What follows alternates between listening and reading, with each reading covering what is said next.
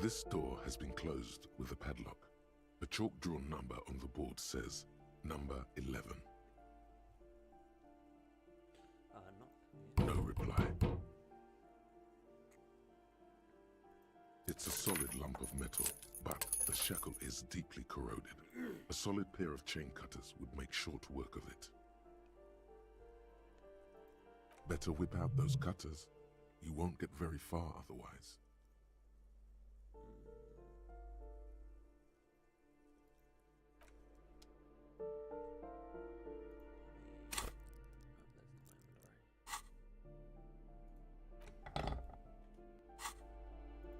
This door has been closed with a padlock. A chalk-drawn number. What are you doing? You're trying to cut the body of the lock with the chain cutters, and it's really not working. I believe it's the shackle you mean to cut, Detective. The lieutenant points to the corroded loop with a gloved finger. He's just trying to help. Don't take it bad. Relax. Don't you think that's what I'm trying to do? Perhaps you should give it another go. I will. With your encouragement. Kevin pointed out. The shackle snaps like a twig, and the lock falls to the floor with a little thud. It should be possible to enter now. After you, Detective. Thanks, Cam.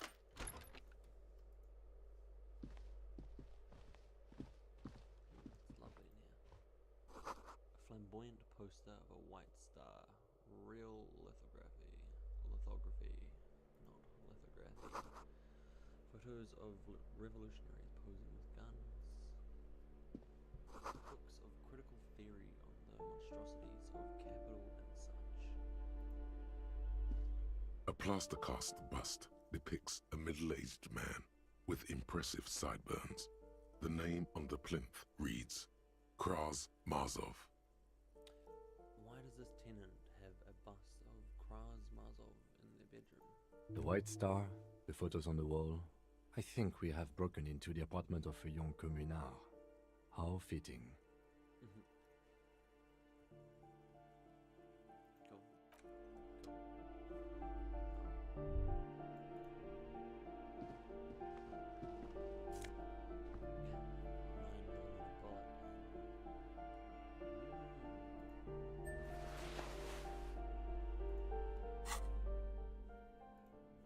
Does look to be a better shirt than my current one. +1 conceptualization. Yeah. Yeah, it's like conceptualize more, I guess. Because my physical instrument's already at 1. No. Oh, no. Oh, no, it's a different thing. Okay. Revolutionaries love to pose with their guns. It's a fact.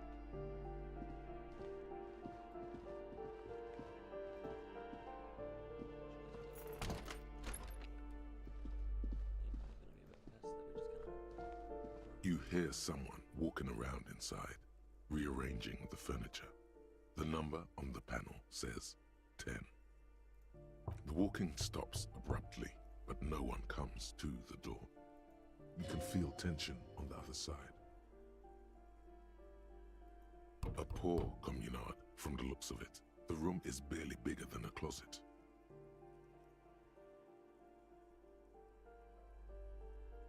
This time, the steps come closer. Who is this? Demands a female voice, weary and tense.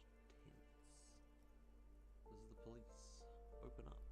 Do I have to open the door?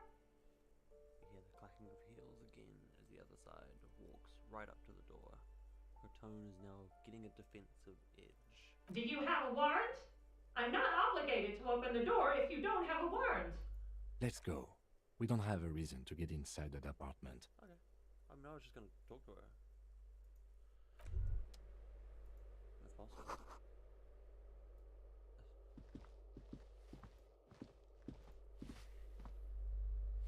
Yeah. Apartment 8 and their mailbox is overflowing. And that's what it looks like.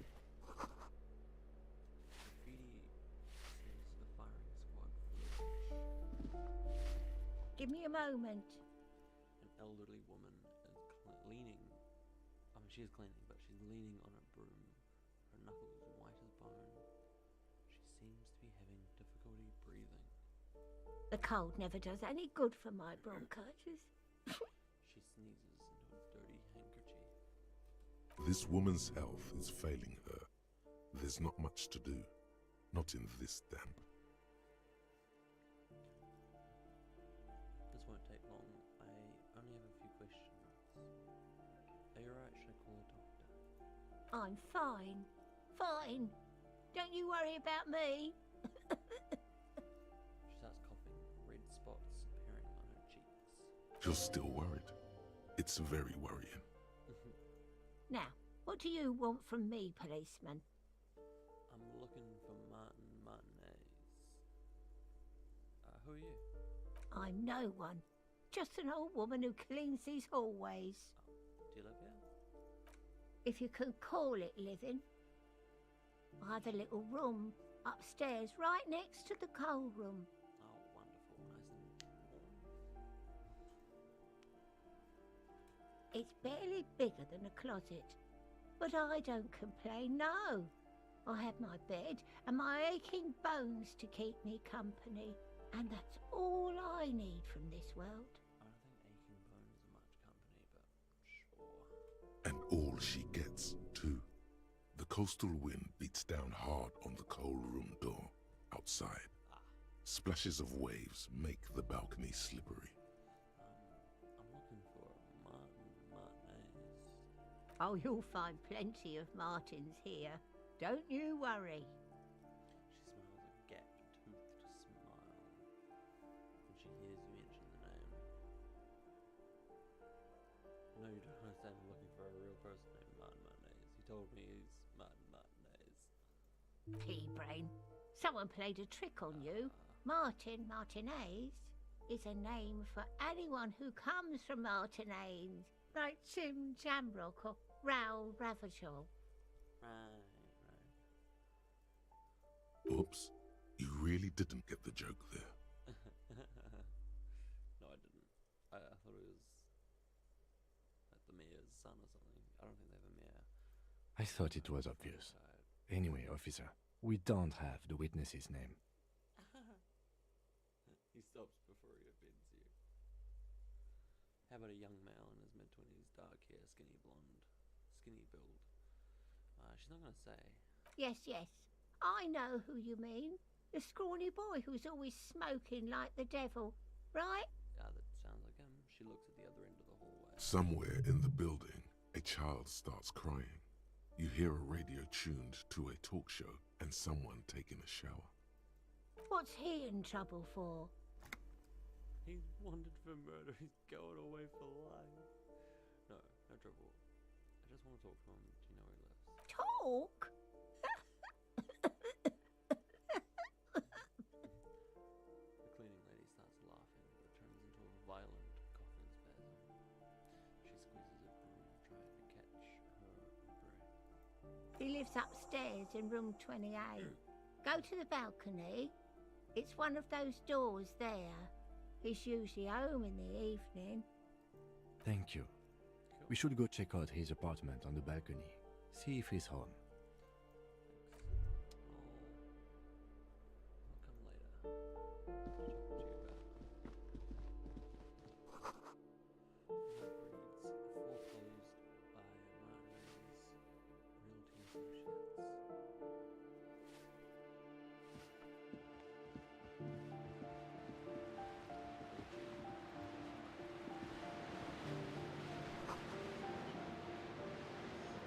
A shift in temperature.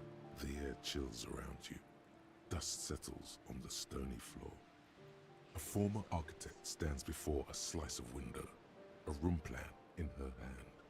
A cold wave has made the air in the building stand still and frozen, with temperatures falling down to -20 degrees Celsius. Is red from the cold. She's breathing on her fingers, clasping the plan. Traces of sadness are visible in her expression. Faint pencil lines on paper depict the same place, but a missing eastern wall connects the room with the neighboring apartment. Ideas for arranging the furniture have been jotted down. What kind of room is this? It's clean and empty, with new tapestry embellishing the walls. A standard HB graphite pencil has fallen off a three-legged stool in the middle of the room.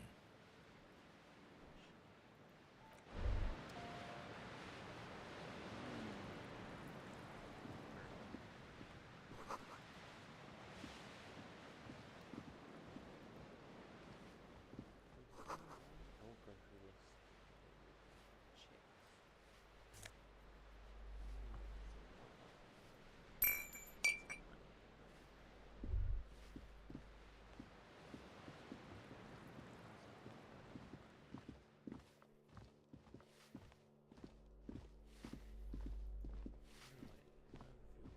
Give me a moment.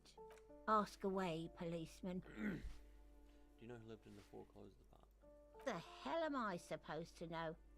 Another nut job, I assume.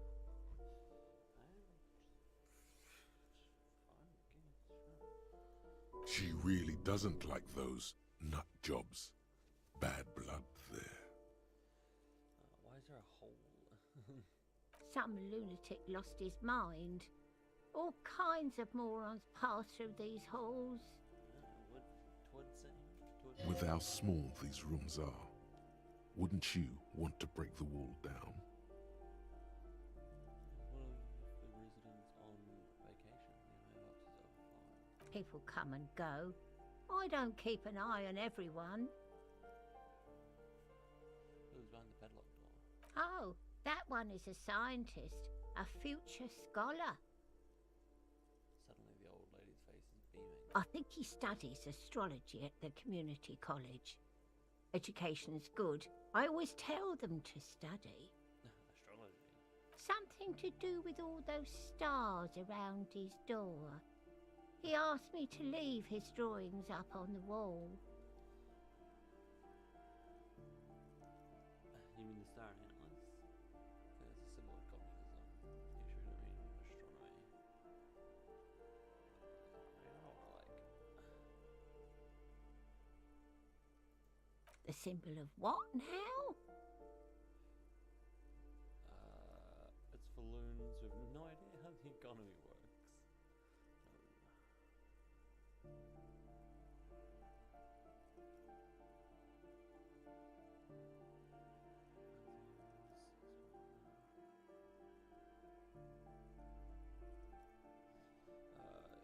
Ah, all I know about politics is that it's brought us more harm than good.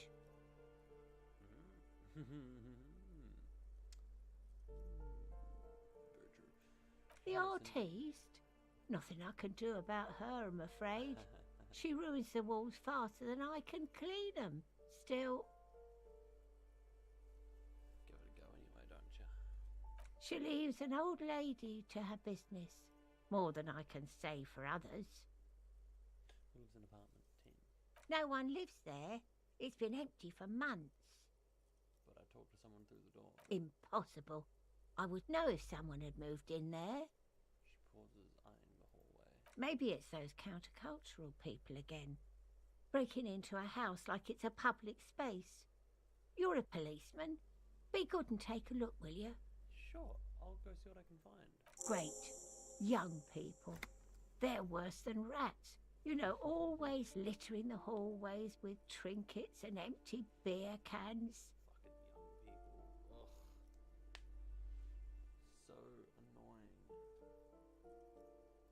She mumbles some kind of a response, then hacks something into her handkerchief. Thanks, Ma.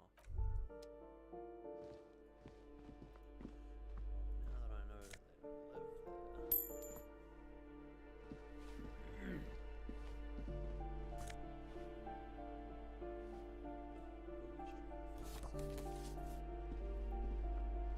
You hear someone walking around inside, rearranging the furniture. The number on the panel says 10. Excuse me? Of course not. Scare them. suspected of some big crime. There's no sweet talking your way in there. Be official.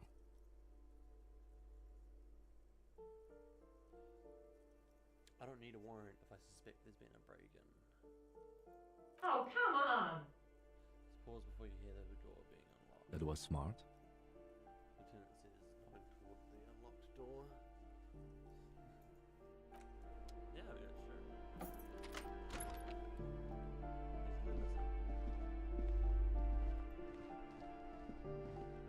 Satisfied? My name is Marielle Charpentier, and I'm an agent with Martinez Realty Associates. I am not breaking in, as I have every right to be here. The keys, see? Yeah, why didn't you just tell us that? Her voice is really cheerful, despite her obviously hating you. Do you want to see my ID as well? You can't legally ask for it, but why not? Want to see my residence permit too? No, I don't really care. You could have just told me you were a real estate agent. I would have been like, oh, cool, it's fine, man. Probably wouldn't have. I don't need your ID. I just need to ask you some questions. Very well, but please make it quick. I need to be back in La Delta in an hour. I live in the foreclosed apartment down the hallway. Oh, that's another huge mess. The former tenant owes us 3 months of rent. 3. We closed the apartment and planned on auctioning off the valuables, but... And again, I have no idea how stupid mistakes like this can even happen. But Ron, when he came to close the door, didn't close the neighboring door.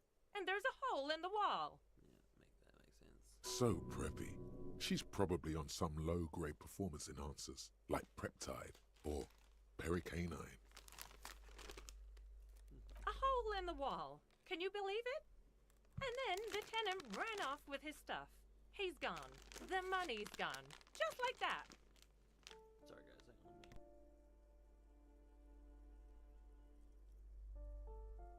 a minute. Oh, it irks her. The incompetence.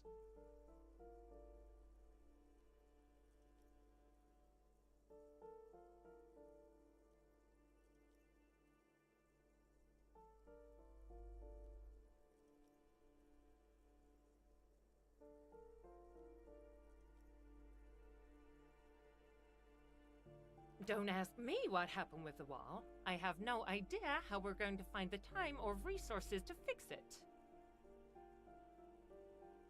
Both apartments are now unrentable. Both.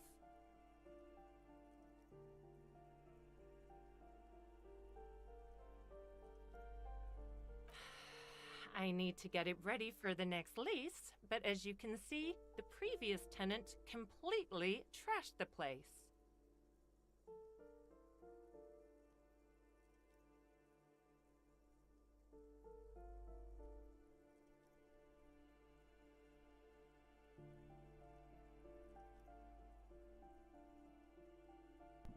Having to Google it, the I fucked shit up too.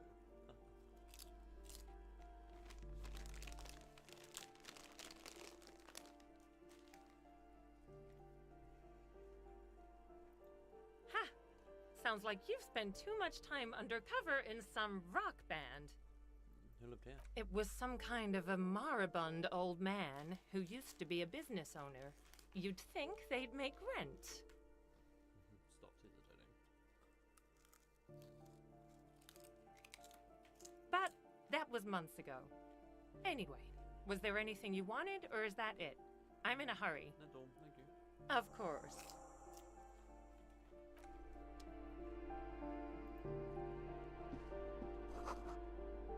Plus to pick up medicine, peak time of the box. Should take. Yeah, sure. Looks like a fine mansion. Some shoes.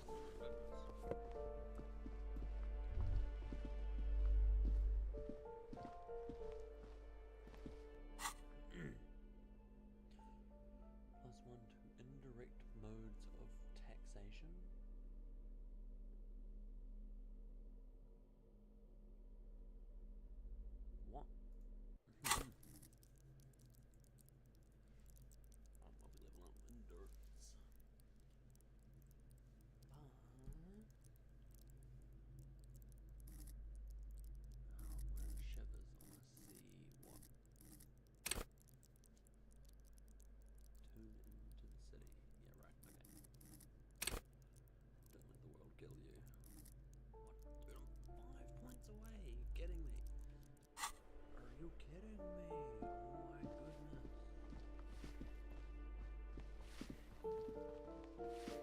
Give me a moment.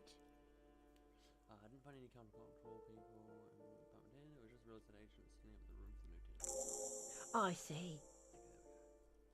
I hope some good people are finally going to move in. This place needs them. Yes, some highly technological wizards are going to save this place. It'll be a visionary and innovative utopia. Good lord. No one's coming. There'll be nothing but squalor unless we start killing real estate agents. We won't be killing anyone. And you shouldn't say things like that. You're a police officer. There's been enough killing. I've seen it. Yeah, my guys killed, I think, 3 people. She's seen it and known those who have been killed. Thanks, I'm off. To level up. Hey, psst, Who, me? yes, you. Word on the street is you're ready to start building communism again. How come there's word on the street? You keep saying things like, down with the bourgeoisie, eat the rich, sodomize the landowners, impale all people who have more than 25 real in their pocket, I've got literally murder all human 6.6 beings regardless of their political beliefs. That kind of stuff. Right, that sounds like me. I've said some mildly liberal things, but none of those. Oh yes, the mask of ambivalence. Don't deny it. You're about to rip it off and reveal the monstrous seven-eyed lamb of global communism that would devour and masticate mankind. Okay. Everyone can see that. So tell me, do you have any questions before we fire up the big communism builder? Or do we get right down to it? Wait, first, what's this communism even about? Failure. It's about failure. Failure. Yes, abject failure. Total, irreversible defeat on all fronts. Absolutely vanquished, beaten, curb-stomped and pissed on. Until you came along. You will reverse the fortune of the workers of the world. Continue. You alone, against every living thing, against every human alive. 800 trillion real in the hands of an impossibly well-organized ruling class. Towering city blocks of bankmen who have the ears of prime ministers. Million-headed armies of nations and the love of your own mother. You against the atom, the charm and the spin, where the whole world failed. Matter failed to bend to human will. Human will failed to get out of bed and tie its laces. You alone, single-handedly, will rebuild the dreams of the working class. You are the last communist. Now get to work, comrade. Okay, let's do it. Oh yeah, get the firing squads and the animal wagons ready. Wait, what, firing squad? You didn't say anything about those. Too late to back out now. You can't make an omelette without breaking a few million eggs. Roll your sleeves up further and breathe in the pristine air. Thought end.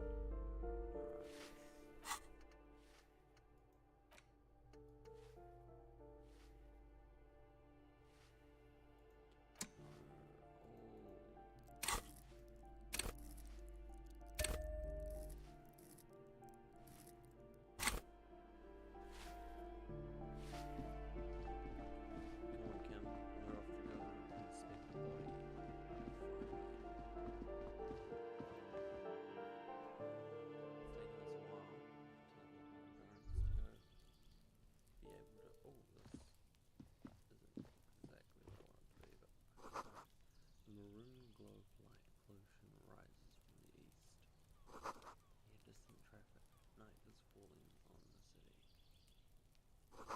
Breaker box is full of cigarette butts and electrical wire. Of course it is. Fucking course it is.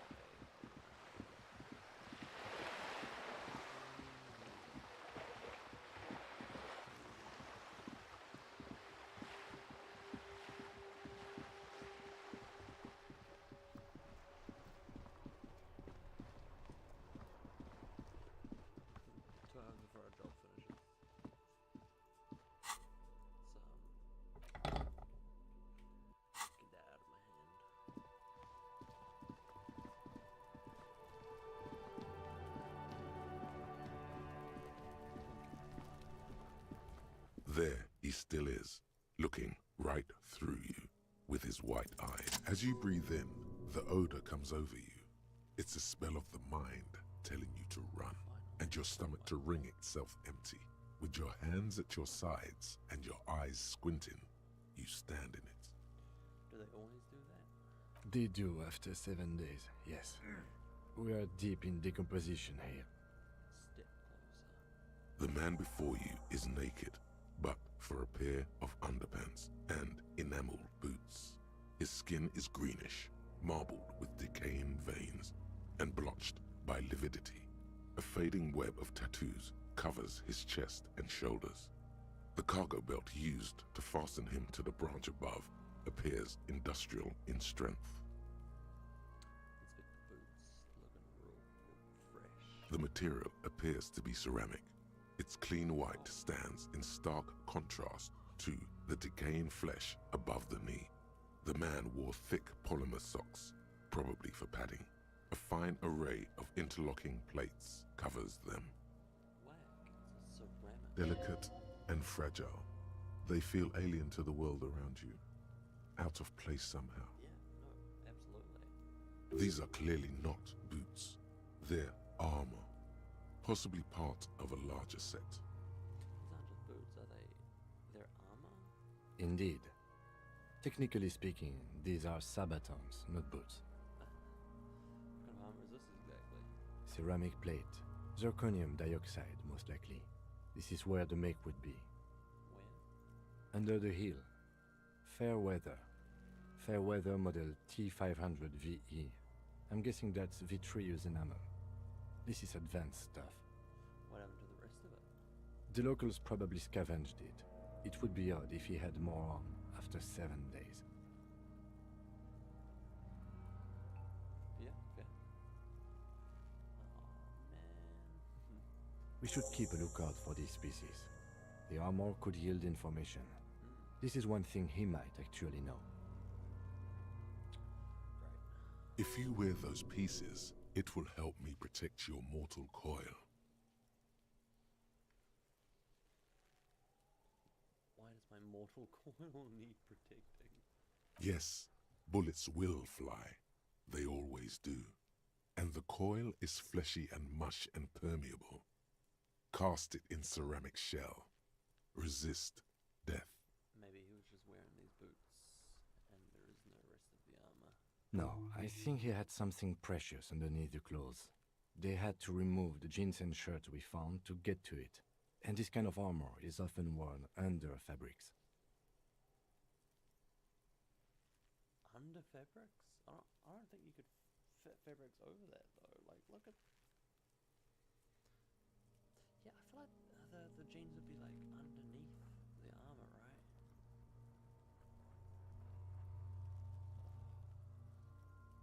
What if they told him to strip before they hung him to demean him? They usually hang them completely naked for that. La puta madre, the Mazda, the Besmerties and the like. This one still has his underpants. Fucking talking about underpants. The material looks out of place here. It is. It's expensive. Lieutenant draws a line in the condensation on the ceramic with his index finger. Very touching evidence. We've requested similar material for our tactical units for years now. The constabularies deemed it too costly. In that time, we've lost 6 men to semi-automatics. How much are we talking about? For a full set, about 4 years of wages. Ka-ching, baby. By catching, do you mean let's not log them as evidence? Let's steal them? What was that about the constabulatory before? You need to push some buttons if you want to recruit the lieutenant in a conspiracy. Am I seriously going with this? If this constabulatory is dragging their feet, why not start ourselves before good men die? So they don't get shot in the foot? I think our extremities are fine without a dead man's boots. Yeah. Oops. Well, no one said it would work. Well, I was Back to detecting now. I wasn't trying to. Oh. How could this man afford such expensive hardware? That's for us to find out. My initial report on the area suggests he was a security guard for the harbor company, but that's just hearsay. Initial report? Just something I scraped together from my station. An area report on Martinez. I'm sure you did the same. Probably, but I threw it in the bin, so I wouldn't know. He's not actually sure of that. He's just being tactful. He looked pretty advanced for a security guard. I agree. This equipment is way beyond what a guard can afford.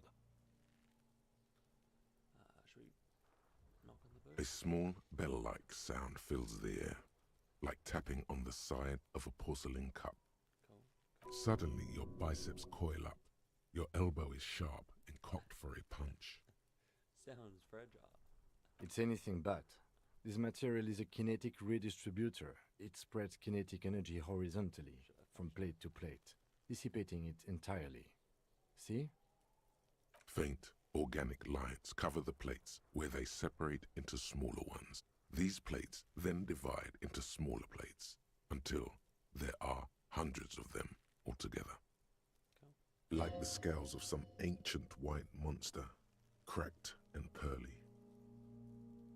Pull the boot off. This feels dangerous. Are you sure?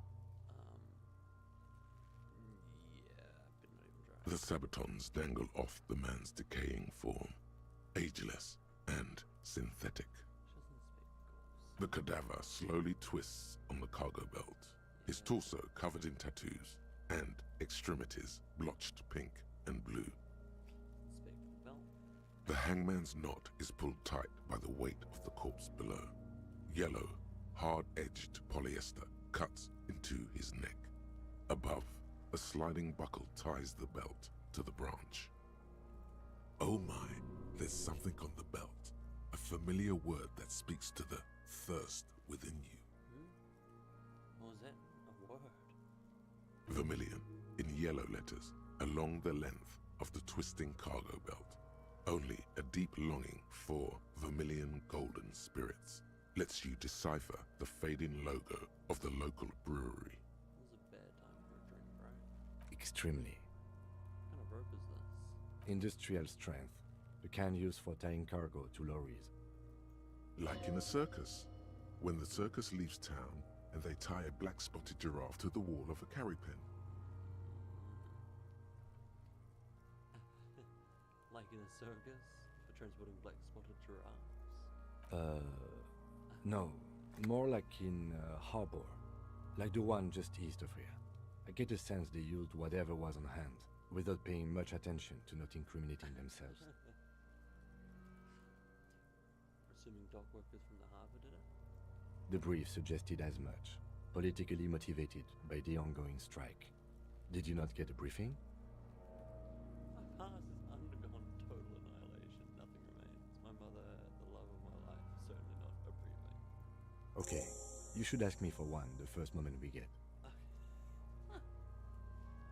Pays to be honest. Okay. He blinks. They sure wanted him to stay there. The polyester seems strong. It's not merely polyester, it's steel reinforced. See these lines? This is where the wires run. I see rabbits for more than 20 strands.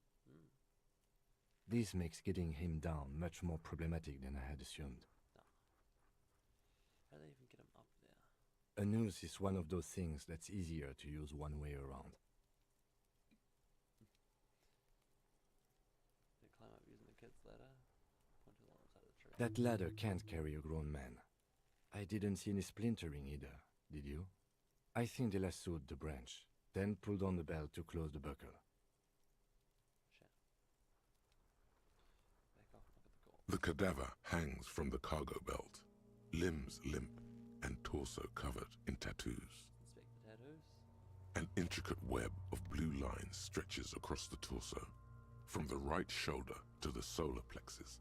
Each time they intersect, a small white star is formed in their crossing. Hundreds of fading asterisks riddle his skin. Their concentration is highest around his heart. His corpse is marked by stars. What will mine alcohol, and heartbreak. More like bud and heartbreak for me, but Your fist clenches suddenly. it'll be riddled with disco. Decay is creeping on the tattoo. Already, most of the canvas that's holding it has darkened.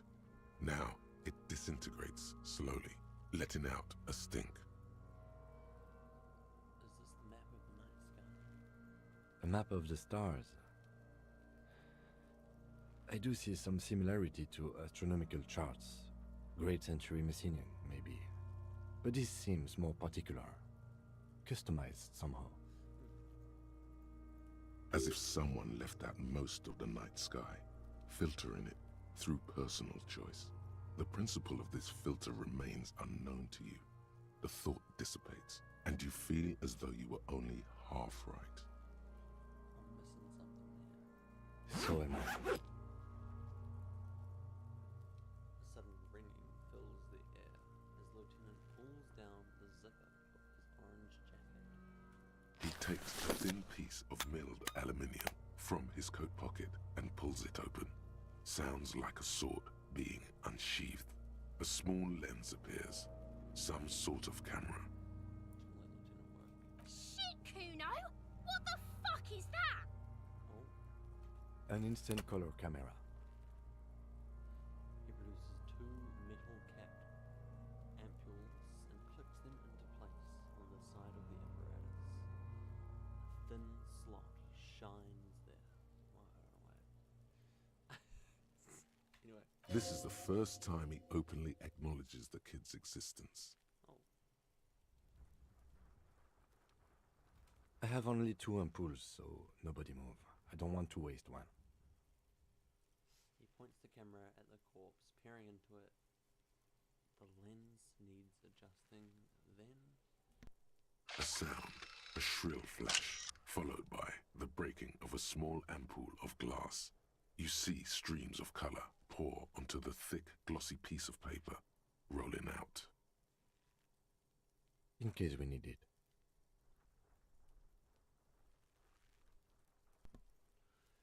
the lieutenant says and shakes the paper, letting it dry in the cold wind. On it, a color-perfect copy of the dead man's tattooed chest. Cool machine.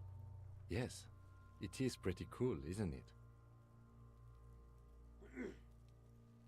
Yeah, it is very cool. Definitely for those days, no cameras that go. It contains insight to the victim's person. By his build, I'd say this was a man of physical violence. The story he wanted his body to tell was important to him. It is his letter, to us. Someone should decipher it. We'll need to show it around.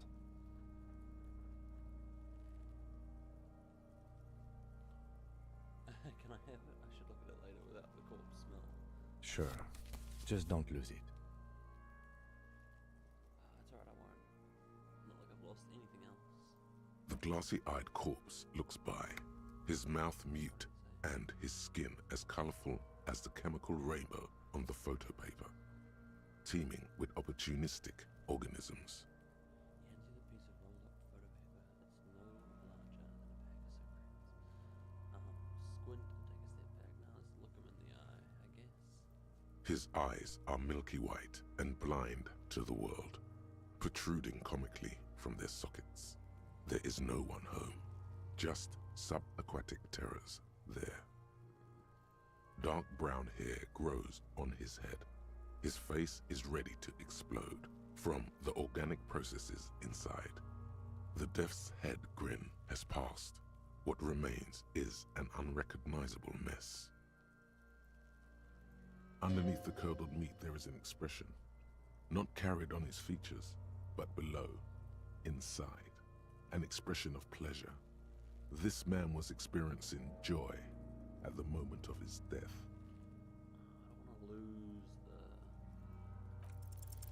the. I'm gone. Okay. Where have you gone? Into the wild pale yonder. Where's that? In the past, way way out in the west. Well, I can see you're gone, but who are you? Who I'm are a joke. Look at me. You are now. But who were you when you were alive? A killer. A motherfucker. And a killer. Takes one to know one. I have another question for you. Go ahead, Cobbo. What is happening? What do you mean? I'm talking to you. It's the power of your Black frothy liquid starts bubbling on his lips. imagination. Sick. Go ahead. Ask me more questions. You fucking love questions. Damn straight. Why do I love questions so much? Why do I love questions so much? Because you're a copperoony. Look at all of them go. Do you want more questions? Yeah, give me questions. Give me a comical amount of questions. Coming right up, copperoony Rooney. This is getting upbeat now. Is my name Rooney? Fuck no. You're no Rooney. Of course not. The name is Raphael Ambrosius Casteau. Listen to yourself. You're not a Raphael anything. You're probably just Harry or something. That's right. Harry. I feel like I've been getting a lot of Harry lately. No, it can't be Harry. I refuse. Good for you. Why do I feel like I've forgotten something terrible? Because you have. Who killed you? Love did me in, Brother Copo. It was love all along. Can you ask me a question? Sure, Lobo. I can ask you a question. Why are you doing this? What? Looking at my face, motionless, looking into my eyes, standing here. Why are you investigating my murder? I don't have anything else to do. This case is all I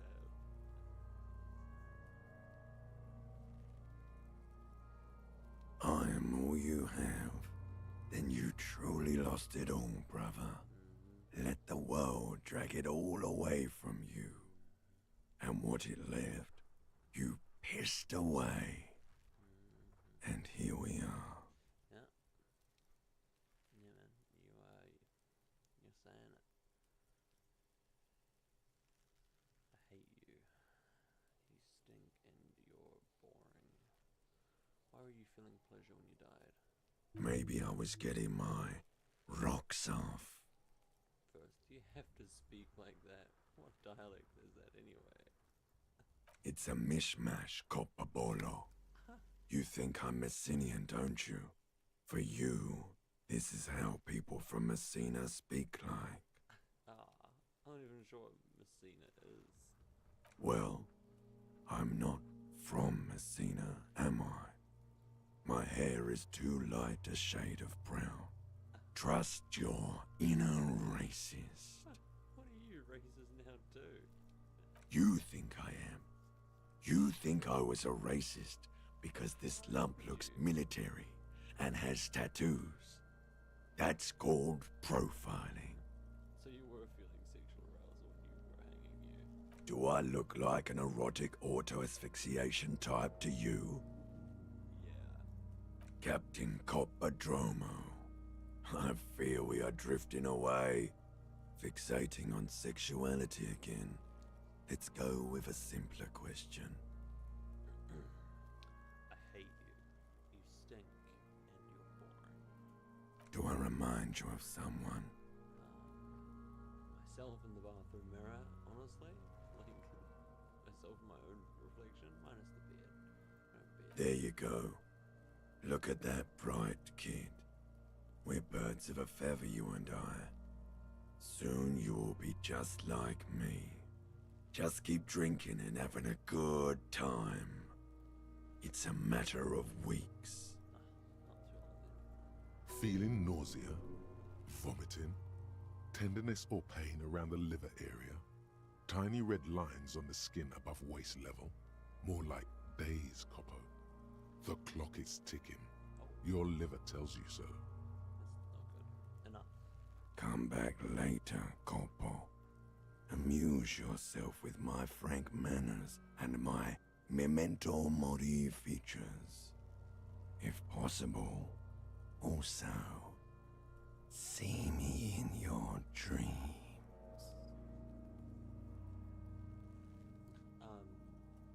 Thanks.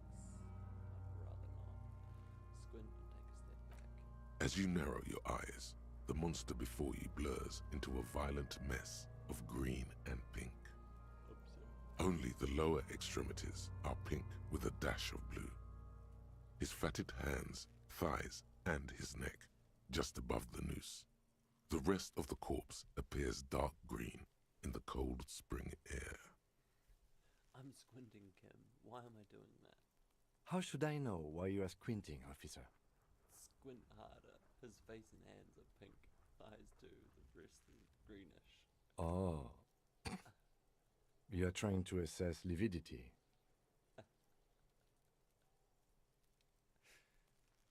Relax your eyes. The monster comes back into focus, an explosion of color, coursing with dark marbled veins. His stomach appears pregnant with something.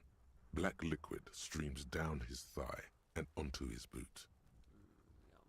So, what do you think? I think he's dead. Something's coming out of him.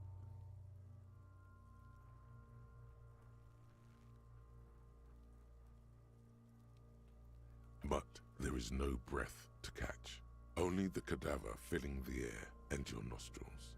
He slowly rotates before you, decomposing. So how do we get him down? Are you sure we finished the preliminary examination of the cadaver? We might miss some of these things once he's down. The cadaver slowly twists on the cargo belt, his torso covered in tattoos, and extremities blotched pink and blue. I have something I need to know, corpse man. Of course. You have questions, don't you? Come back later, Corpo. Amuse yourself with my frank manners and my memento. The steel-reinforced belt presents a unique challenge. I brought chain cutters, but I don't see a good angle of approach to the belt. The cadaver is a good 1.2 meters up. Neither one of us can reach the belt without assistance. And even if we do, there's the question of cutting it.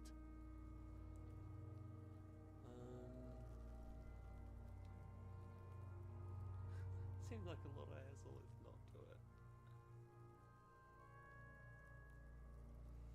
Saw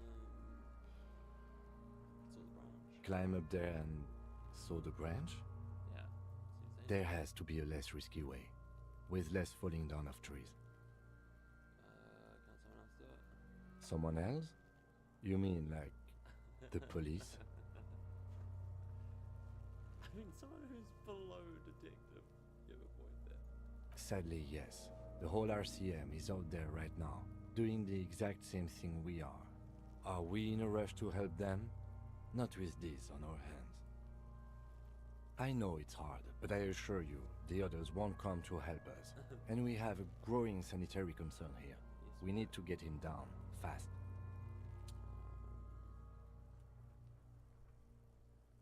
Can I ask for help from the harbour? I was really hoping we wouldn't. The Union appear to be suspect in this case. It seems like a dangerous route to go down. Yeah, it's fair. Confirmed. It's unsafe. Yes. Wait, let's reconsider. But what other options? The corpse twists on the belt, like chicken on a skewer. Maybe we can shoot him down? Yeah! Bang bang time, pig! Shoot his head off! Okay, if the kids are agreeing, it's a terrible idea. How? Just shoot the belt and the bullet will break it. It absolutely will not, officer. That's not how physics work. It will maybe cut one thread loose. What? It'll be fine, right? Yeah, now we're talking. Entertain a Kuno with some shit. Shut up, Kuno. They'll miss. The pigs will miss Kuno. The lieutenant is undecided. On one hand, he wants to shoot some gun. On the other, it's an awfully stupid idea. Say nothing, let him shoot. Silence. With his elbow sharp, the lieutenant unzips his jacket and produces a lightweight firearm. He drops a paper cartridge in the barrel, separates the scouring stick, and gives the cartridge 5 tucks. Good lord. You got this dangerous beast coming up. Hang on, give me a moment.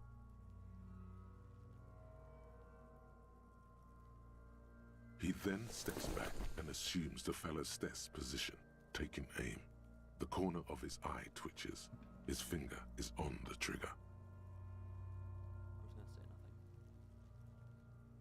He's gonna fucking miss. The kid's voice is drowned in a shrill blast that echoes off the walls of the surrounding tenements. A cloud of smoke slowly parts in the air as the lieutenant steps back and says to himself, God damn it. Yeah.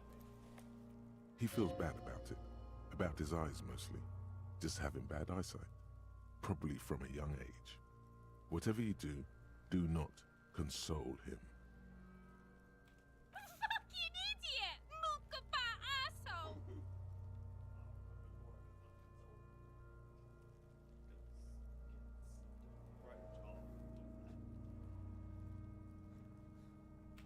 Kuno could have hit it easy, but then Kuno's not fucking handicapped, is he? Try again, maybe?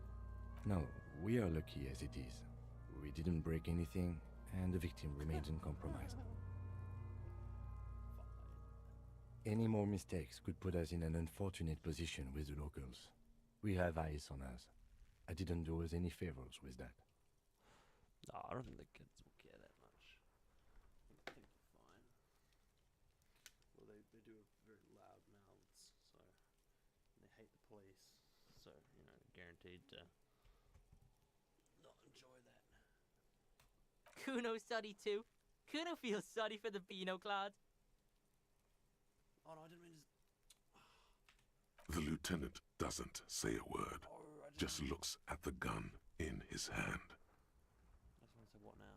I have to say, it's beginning to look unlikely we can get him down without assistance.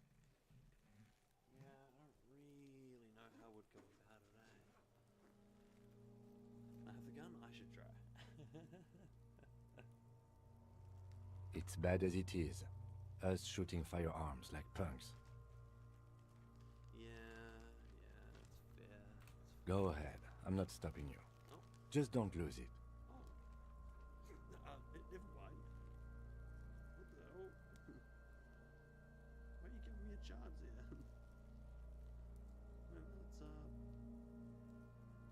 do it, I guess.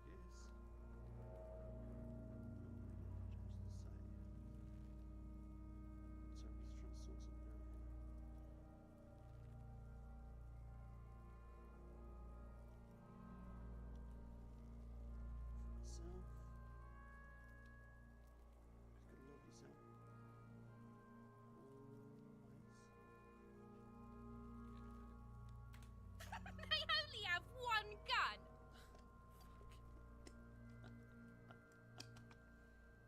This is the sorriest pair of pigs Kuno's ever seen. Shut up. Yeah, take it, you fucking banana pointer. Take it and shoot yourself in the mouth. The cold piece of bakelite and gunmetal is surprisingly light. Your fingers fit right through the guard, instinctively resting on the trigger. Continue. The fuck are you waiting for, Kuno? Tell him to shoot himself in the mouth. I'm not gonna be a good shot though, am I? I don't think I'll be a good shot. Kuno is silent. Aggression gathers in the air. The trigger feels delicate and ready to break under your finger. Okay. The buckle comes into focus in your sights. You stand with your... Why don't you just shoot yourself in your mouth? At least you won't miss.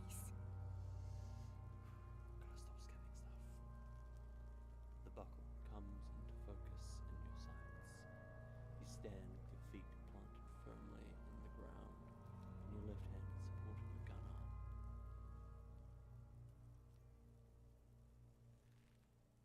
Can we roll a 6? Double sixes. Pity, please. No. Oh, no! A plume of smoke erupts from the barrel. Your hand goes numb from the explosion. With your ears still ringing, you lower the weapon to see what happened. Oh, no. You missed the belt, but hit the corpse straight in the chest. Bits of ribcage protrude from the skin. No blood, only a murky sludge dripping down his belly. The sudden stink makes your eyes water. Oh my god, he's gonna fucking cry! I knew it! What a mulko! Are you? Because it sort of feels like you are. Please don't cry. Stop crying. You're sensitive.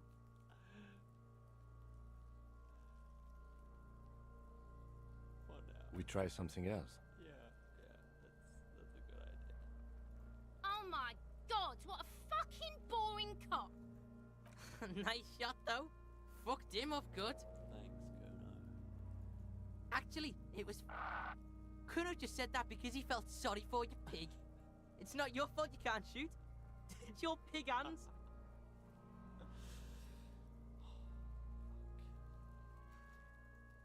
Pigs don't have hands, they have like fucking hooves or something.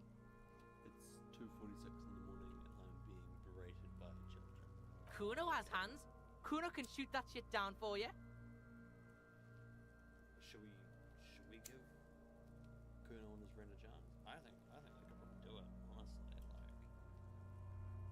compared to the cop with no memory, although Kim couldn't do it, so I hope they have. Kim's a badass, so.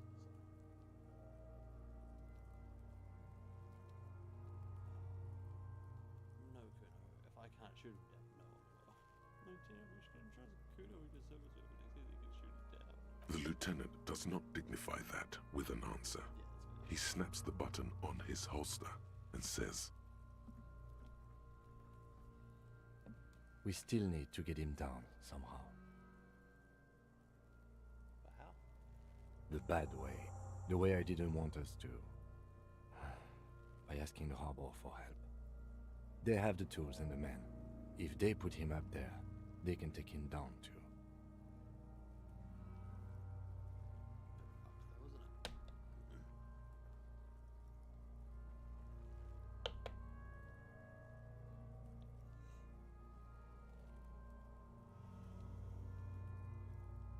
Would it be dangerous? To ask the suspect for help with the victim's body? To be indebted to Evrard Clare? Very much, yes. Which is why I would have preferred us to handle this ourselves.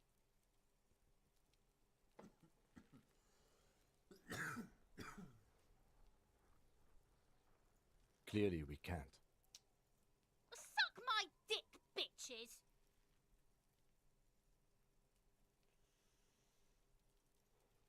How do we even get in the harbour to begin with?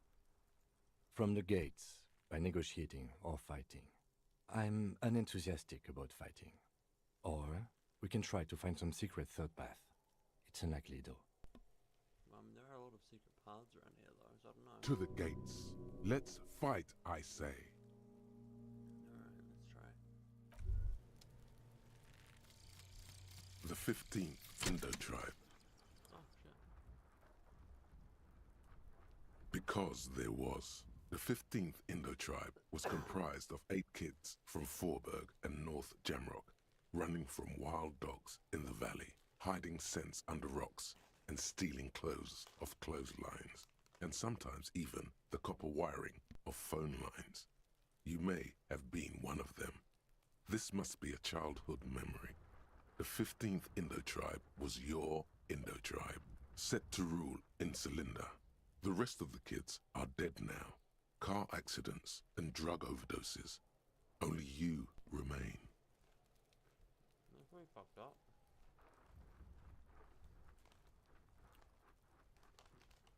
Plus 10 cents for every green orb clicked. Learning cat for Savio Flair. What? Green orbs? What do you mean green orbs?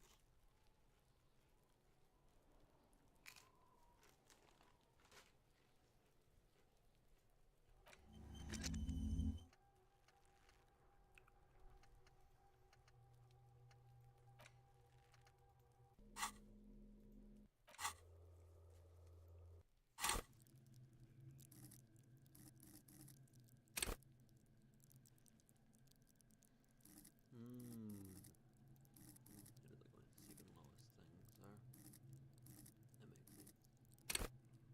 Unfortunately. Already money. Next level up. Nearly.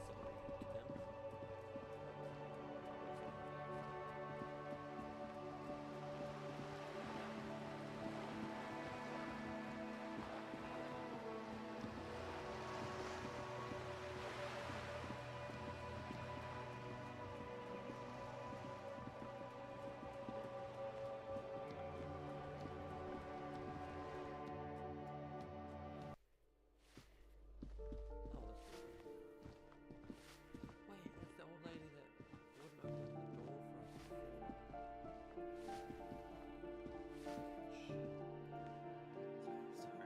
Oh.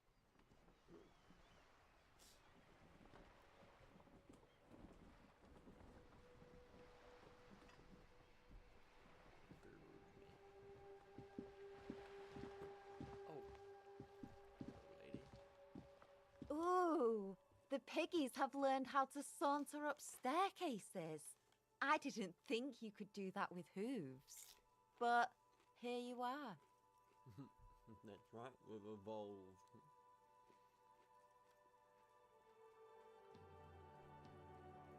Yeah, I can see that. Cool mutations. She crosses her arms. That smell coming from her paint bucket. It's not paint. It's heavy fuel oil.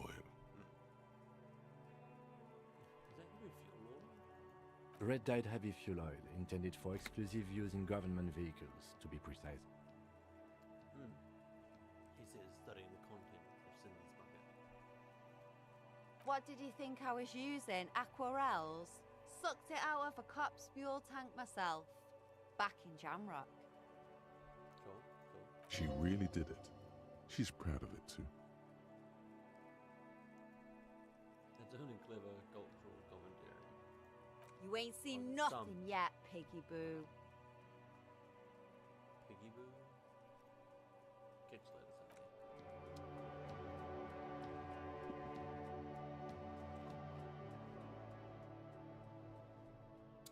What is this room? Someone's been sleeping here recently. Enough coal to last for several winters, smells of chemicals. Unsurprising.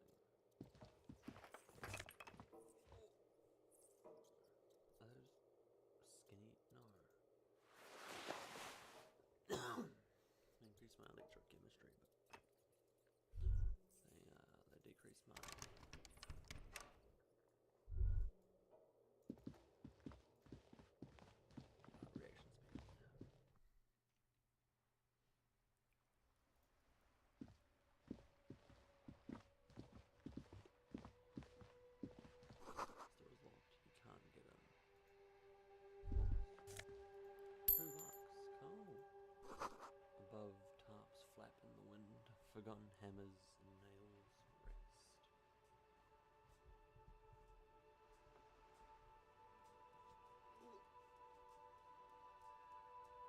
Sorry, just struggling to stay comfortable in my footrest chair here.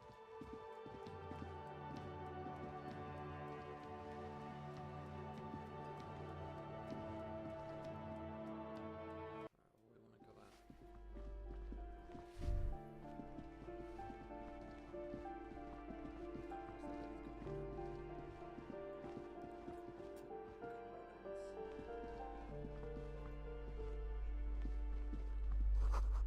An old shoe rack, boots, sneakers, and old slippers. Number 12, a loud rumbling snore comes from within. Snoring is crazy. No, snoring is scary somehow. Should we?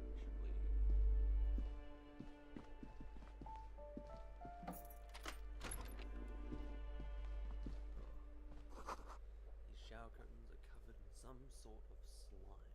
Some money, I guess.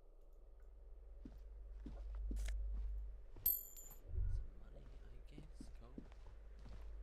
Love that Kim just doesn't mind that I'm scrounging for cash. Hasn't said a word about it. That's good. That's good. I mean, he's probably jealous. You know, he probably wants some of that, some in on that because he's pretty poor. I don't know if he's getting paid more than me. Probably, I'd say. Savings. It's just the door. Nothing for you here right now. But it's a door.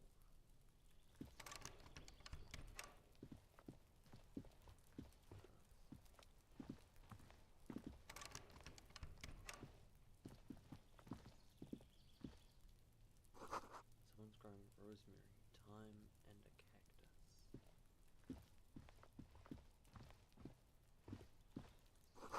Apartment 29. Complete silence. Whoever lives here isn't home. Alright, knock on that door there. This is door to apartment 30. Voices from within singing along to some buoyant dance. How do we get up there? There's bottles. Oh. Love me some bottles. This door is made of metal and appears to be reinforced. Someone here really values their security. Number 28. This is where the cleaning lady said the smoker on the balcony lives. Let's find out. Let's see if anyone's home. Knock on the door. No one answers. Looks like the young man we are looking for isn't home. I think our best chance to catch him is in the evening. Evening? Like nighttime. Why isn't he home? Where's he off to? We should return tomorrow after we have finished with our day's work. How about 9 p.m.? Sound good? Okay, sounds good. If he should be here in the evening, he should be here now. Tomorrow, 9 p.m., right here. Apartment number 28. Good, let's go. Damn. Turns out it's quite tricky finding someone in a big apartment building. Don't worry. Okay. You'll get him. I'm sure we will. Remember, tomorrow, he's probably gone for today. I doubt that. This door is made of no one answers. We should return tomorrow. Tomorrow. No one answers. We should return tomorrow. No one answers. Okay. We should return tomorrow. I'm busy if you knocked a few times. Maybe you might open up. Or just tell me to fuck off. Or something. Can I jump over here? No, I can't. Unfortunately.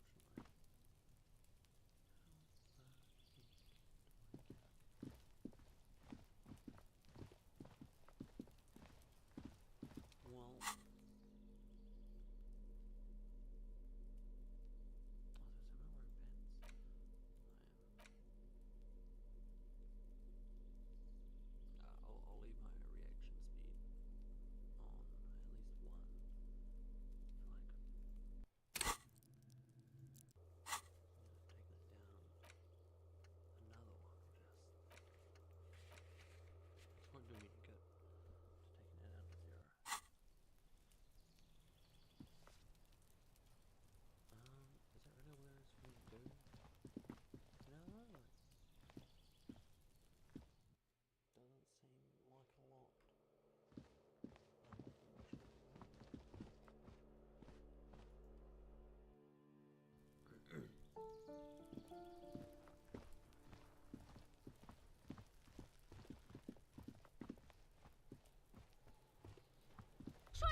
up on me again? Trying to snuff me out? Get away, pig! Okay, fine.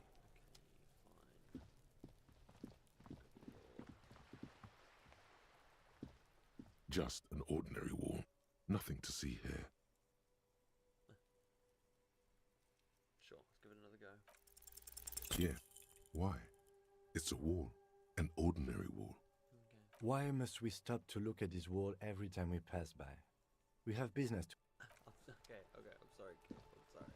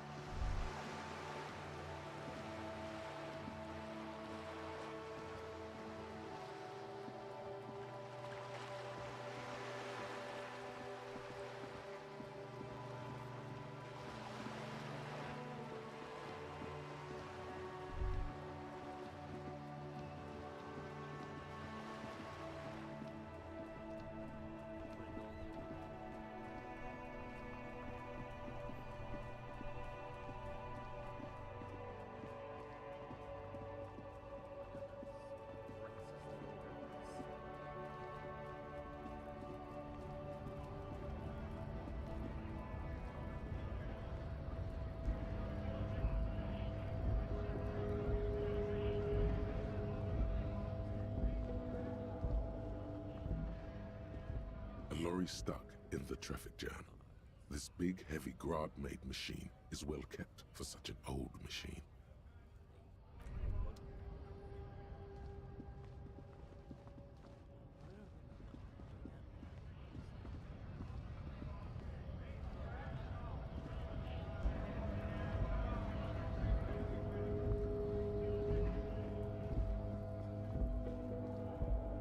Looking for something, Rod? Come to tell me to fuck off again? Go fuck yourself. Oh no, okay, we're done.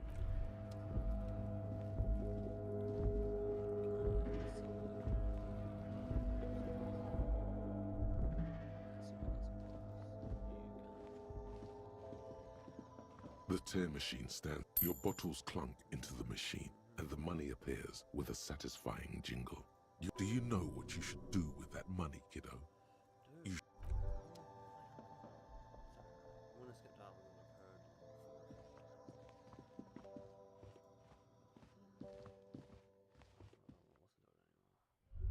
Pretty hard.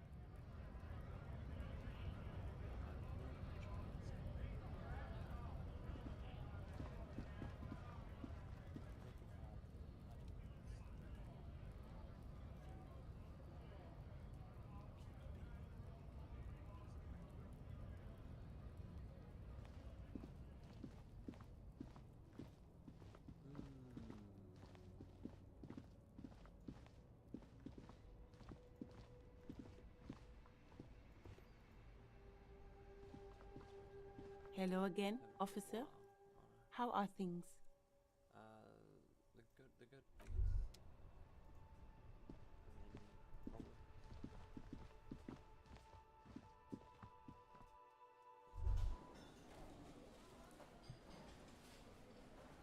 Oh wow, fine.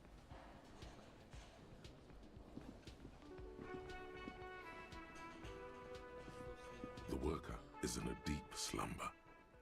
Perhaps he's on his way to where you just came from, into the primordial darkness. I mean, he's been here since this morning. He's waking up. You gently shake his shoulder, but nothing happens. This man could probably sleep soundly in a ship's engine room. Shake his shoulder, yeah.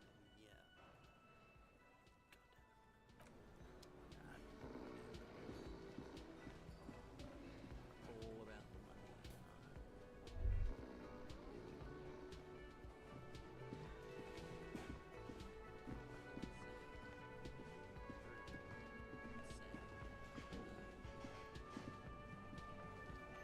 Can I help you?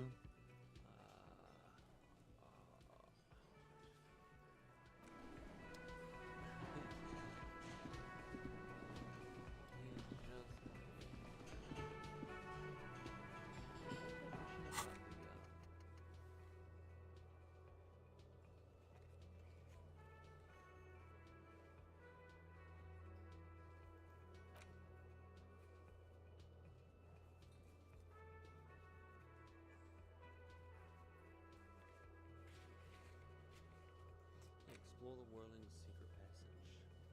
There are strange doors in the world. No one knows where they lead. Let's see what's hidden there. In the hostel cafeteria's forgotten corners. Hostel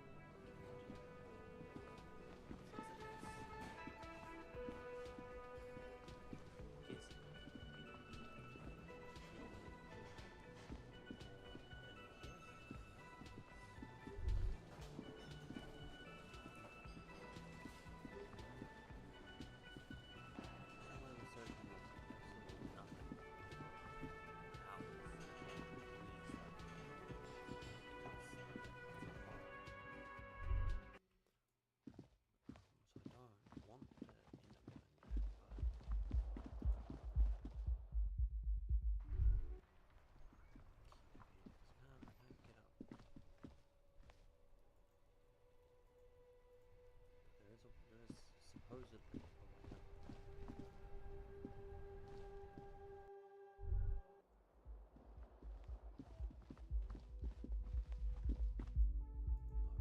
Yes?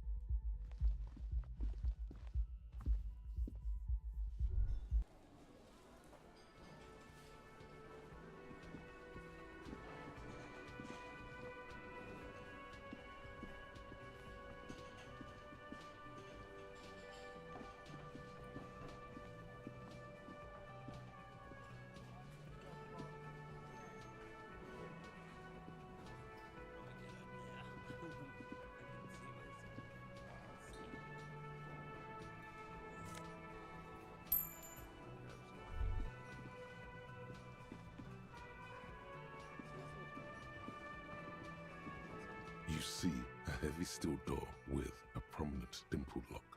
It's painted blue. The cobalt blue surface feels rough to touch. The stainless steel door is flush with its frame on every side. The door does not budge.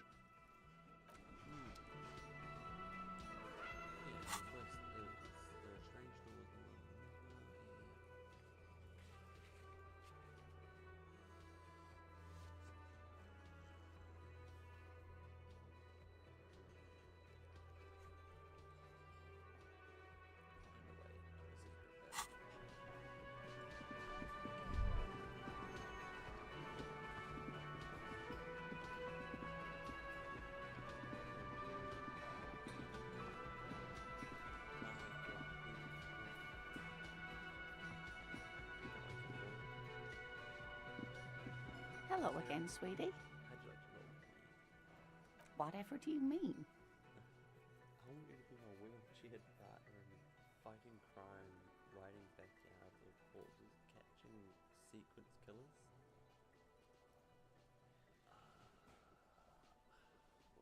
Sequence killers? Oh my. She sounds impressed. But I think you already have a partner, sweetie. Yeah. In the game, got Kim, pretty cool. A partner who needs you to help him get a corpse down from a tree. Kim, of course. Oh, I forgot I had you.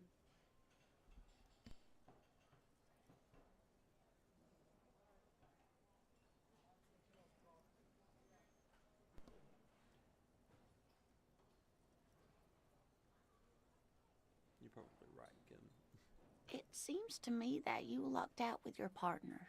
He has the look of an upstanding officer of the law. Someone you can lean on, and sweetie, you are looking unsteady. Just a little bit. Oh, I'm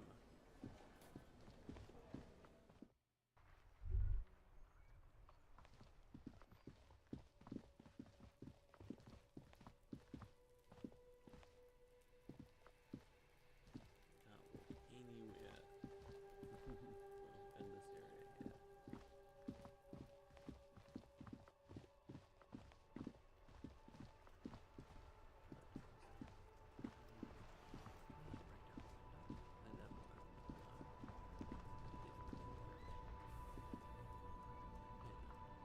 Now it's turning into a kind of a snow limbo, man. What's on your mind? No, I don't want to. I don't want to.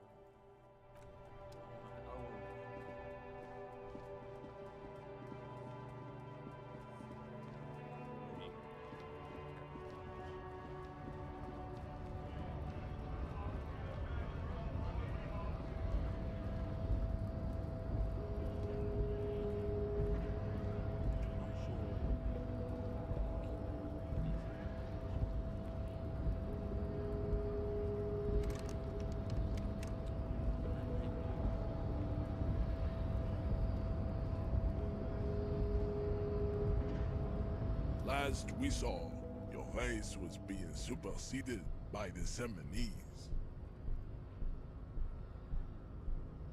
You're right about this. Now I need you to help me get that gold down. Enough with this begging. You should leave the stage of history with dignity by inviting the other races to a great world war. Bring your troops to the Seminine Islands and to Boogie Street, and we will pulverize you. When you are gone, we will build a museum for you. The walls will be lined with bottles of Al Ghul, your beloved beverage. Inside, we will store the odes to homosexuality you call art, and your microcephalic skulls. This is your chance. He's talking. Rip into him with a punch and catch him off guard. No, don't rip into anyone. You're sensitive. Remember? Communicate.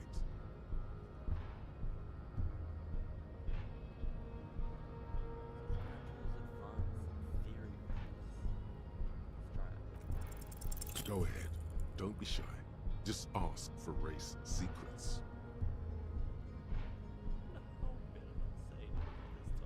That's understandable. Jean-Luc Measurehead is a sage and an intellectual giant of race theory. Who are you, handmaiden of Al Ghul?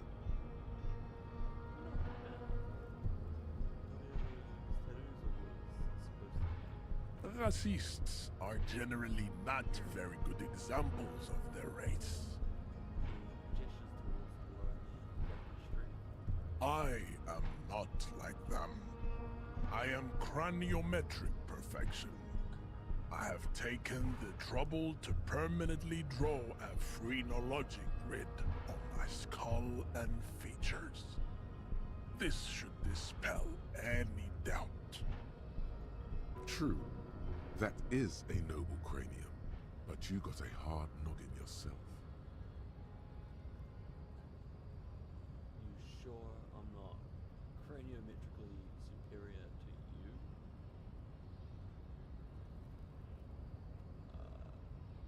I don't know, man. You know what?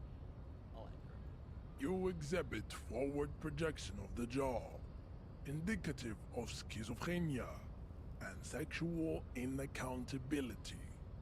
From a purely aesthetic standpoint, the dimple in your jaw makes you look like a baby. This is not craniometry, just an observation. You do not wish to be judged, because you are a genetic blob of polycultural deformities. This is understandable. Racists are generally not very good. I am not like that. True, that is a noble. You exhibit forward projection of the... It is impossible to see any more of your bone structure. It is covered in the ravages of Al Ghul. From what remain of your features, I can see fleshy lips, baldness of the head, and long arms relative to lower limbs. This leads me to conclude you are not a police officer. You are a common criminal, an offspring of murderers and sailors from Sur la Clé and Vesper, and possibly even the degenerate sheep herders of Ubi. Interesting. So one of my ancestors was Shalakleff and the other Vesper. Your racial heritage is uninteresting. It is the same as all Rivasholians. Your parents and their parents made the decision to reproduce while under the influence of Al-Ghul. That is the only reason you are here. He's right there. It's almost impossible to get it on unless you're both drunk. It's too scary when people are sober.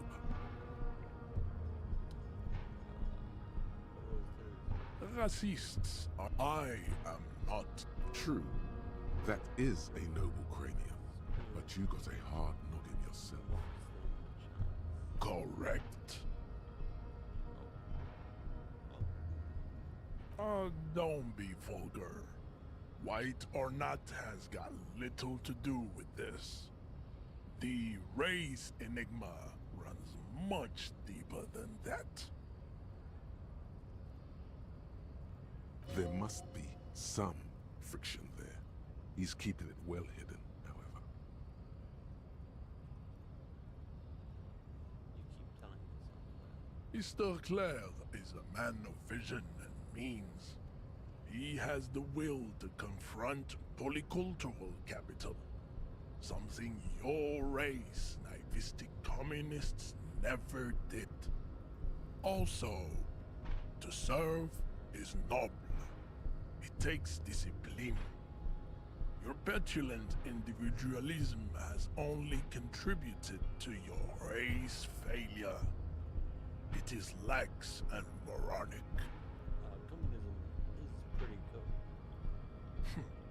Idiotic communism is the single greatest contributor to your race descent. Everywhere around you, the fruits of its failure to challenge the world order. Individualism, rock and roll music, sexually transmitted diseases. Above all, rampant multinational finance still reigning large. Tell me, where have you gotten your love of pathetic communism from? Degenerate youth culture? Rock and roll music? Disco, actually. Offshoots of the Seminoles people invented disco while having sex under the influence of cocaine. It is a shame upon my race. But what is done is done. I am not surprised you enjoy it so much. This has happened to many of the side products of the inevitable cultural victory of the Seminoles race.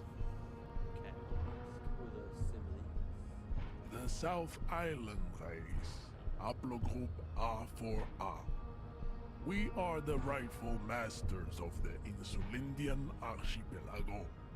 We descend from the Areopagites of ancient Pericarnassus and arrived here 4,000 years ago. Millennia before you.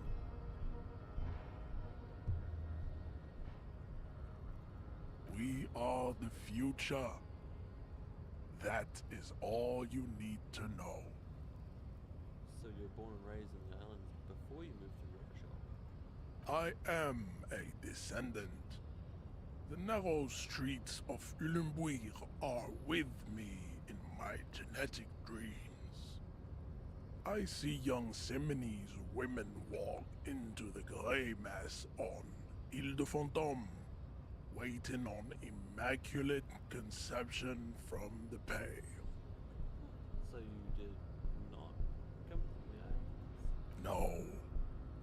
I have heard about it on the radio. Ah, of course. He would be appreciative if you did not further chase this line of inquiry in front of the women. So you're really not Seminoles, you're just from Rivershore? I'm from Couronne. And no, it is not just in Revachol. The city is central to the Simony strategy. Spreading through its trade networks, our culture will dominate the world. You have heard enough about our phylogenetic secrets for today. You have extinction to come to terms with, and never getting that dead body down from the tree.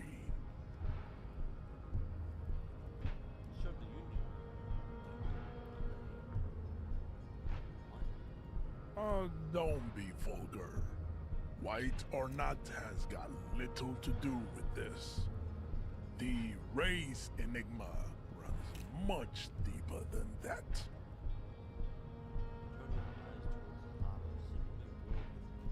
There must be some friction there.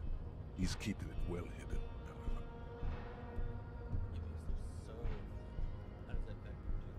Mr. Clare is a man of vision and means. He has the will to confront polycultural capital. Something also, to serve is noble. It takes discipline. You're petulant He looks toward the harbor, motionless, the tattoos on his face like a web of stone. I think this racist is better than the last, but the next racist will be the really good one.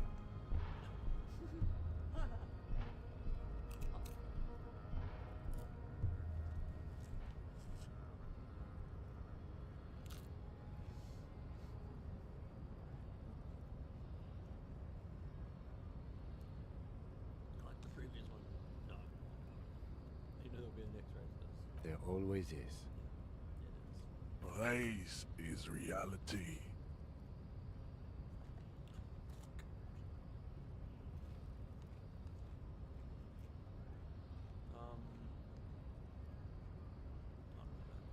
We still need to get into the harbor. We need help with the tree situation. There must be another way.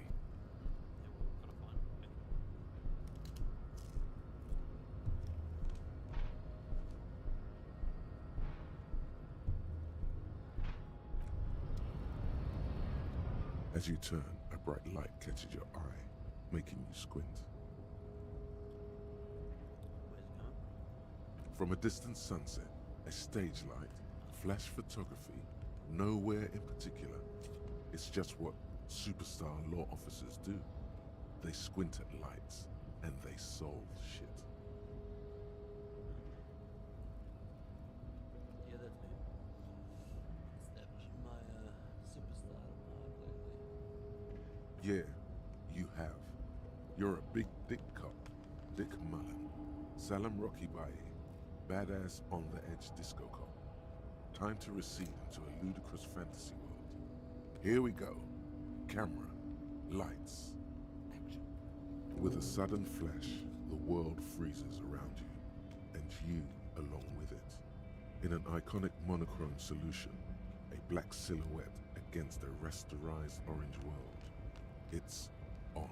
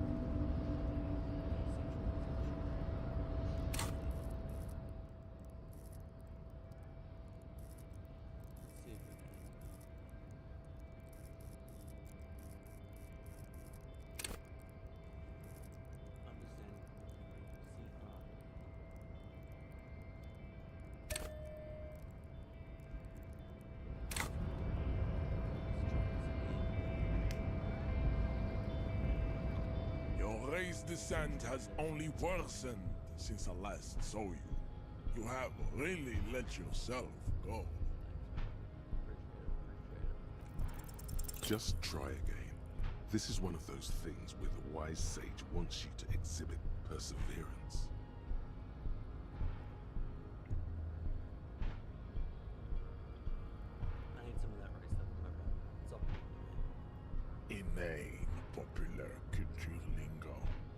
It is intellectually uninteresting to sock anything to an infant such as you.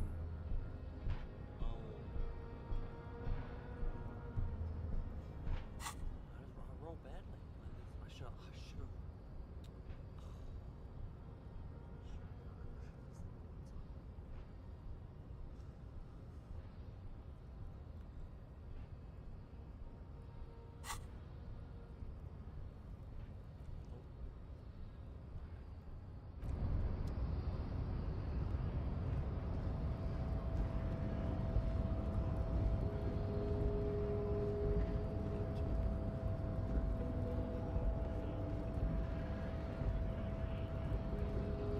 Hola, Wandering Man.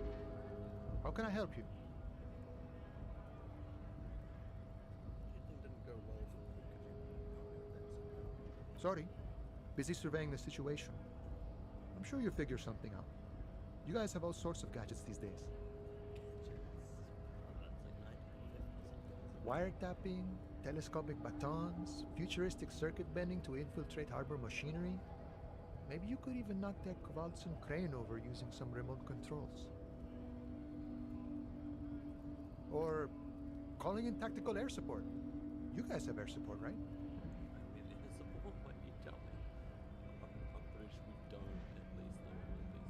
I get it. Hush hush about the secret technology. Something changes in his disposition, a merciful smile in the corner of his eye. All right, I may have some advice for you on how to deal with Jean-Luc there, out of solidarity to the RCM. It's low in technology, however.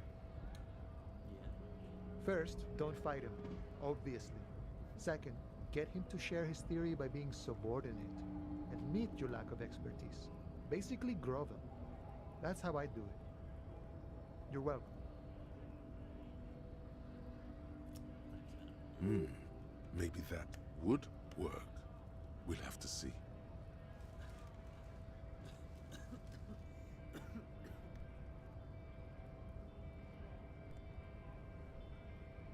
We want me to go up and try again?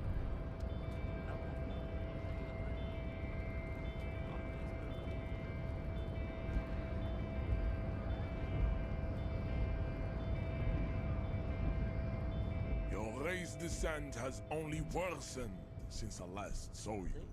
You have really let yourself go. Ask what kind of races there are first. Classification is core to this stuff.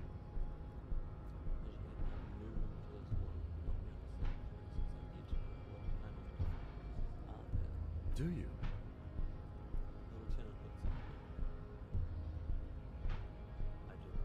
There are 3 categories of race. Type A, the heroic races. Type B, the servile races. And the vile CF race cauldron of pederasty. Which one do you need education on? CF racing cauldron of pederasty, please. I knew you would go straight for the vile cauldron. Everyone does.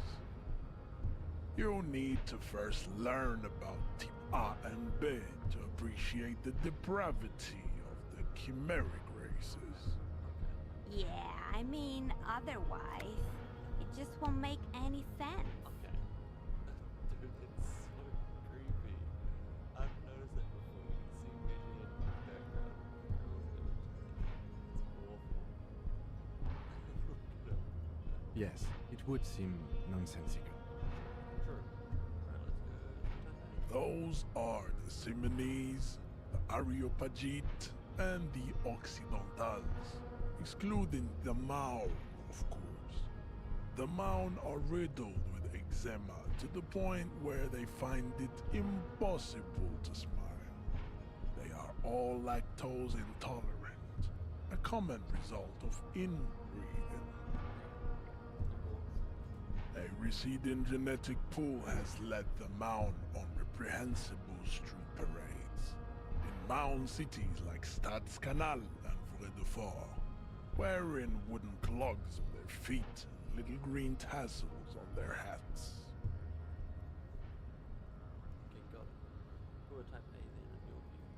Vespertines and Messenians of Vesper and Messina, the ancient Meteorans of Meteo by the golden Pisantic Sea, the Suren of Sur-la-Clé, and even the North Königsteiners, all have Type A race propensities.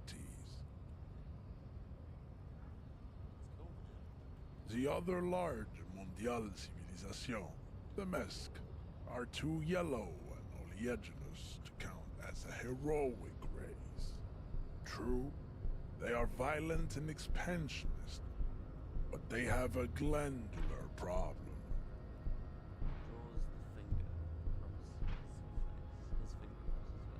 Overproduction of sebum. Sebum is leaking into their brains, making them listen to El Mariachi music and eat toxic minced meat-based food, which in turn only produces more sebum.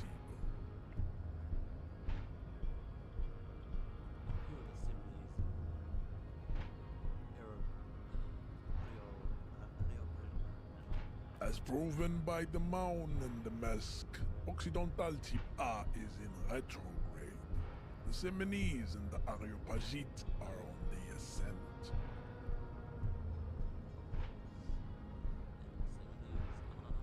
The indigenous people of this, the Insulindian archipelago. The Seminese inhabit the southern islands. I am Seminese, from the stock of Ulumbuir on Ile de Fantôme. The indigenous people of this, the Insulindian archipelago. The Seminese inhabit the southern islands. I am Seminese, from the stock of Ulumbuir on Ile de Fantôme. The Areopagites are the master race of the Ile Maran deserts. The Seminese are descendants of the Areopagites.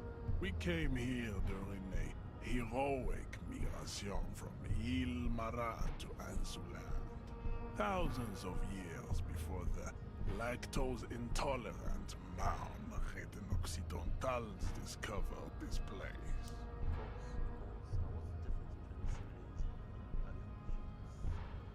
The Areopagites are sleek, long-headed.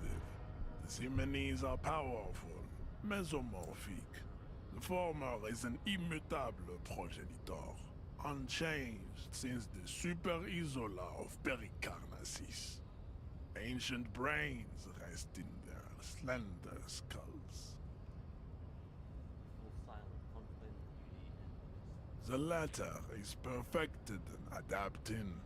Together they form the Simeno-Areopagite, or Simeopagite superrace. That is all. There are no more Type A races in the world. Nature was not capable of more. Type B are the unheroic races, amorphous non-competitors of the great race. The Khoikos and the Vacholier, they are mud-colored people.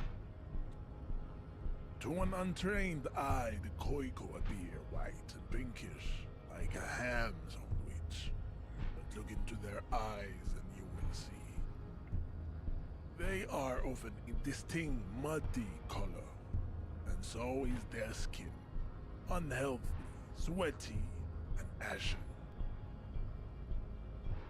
Pinkness is a racial quality that has to be earned through centuries of advanced ballistic warfare and cultural domination that the Grad people have undergone for drinking alcohol and smoking the degenerate tobacco and for eating potato. The Khoiko, the countless micronationalities of Grad, are all inexplicably obsessed with potat. The only thing they like more is dividing into microscopic ethnostates, like political amoeba.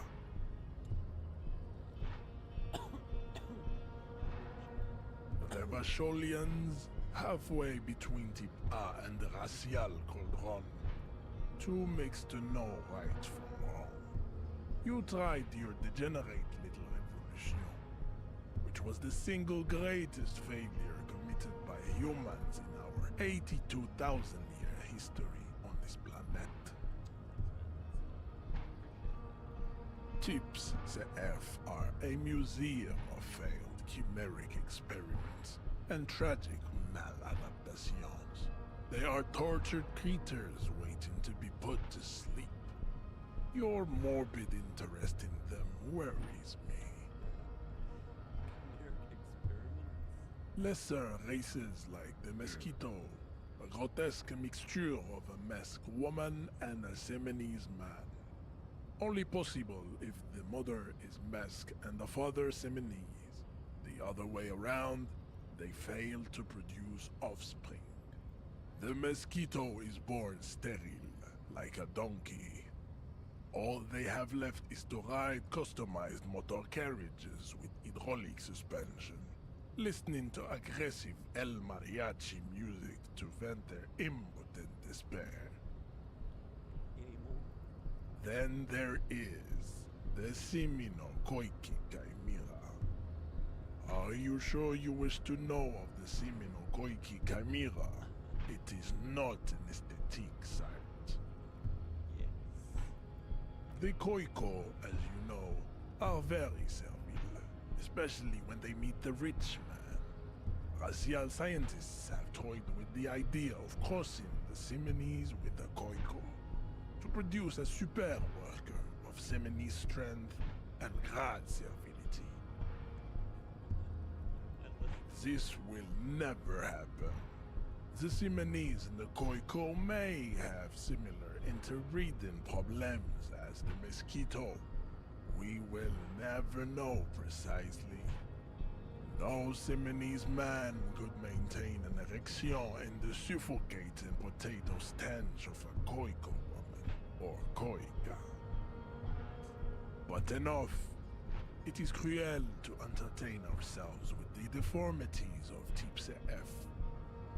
Were there any able-bodied races you needed education on?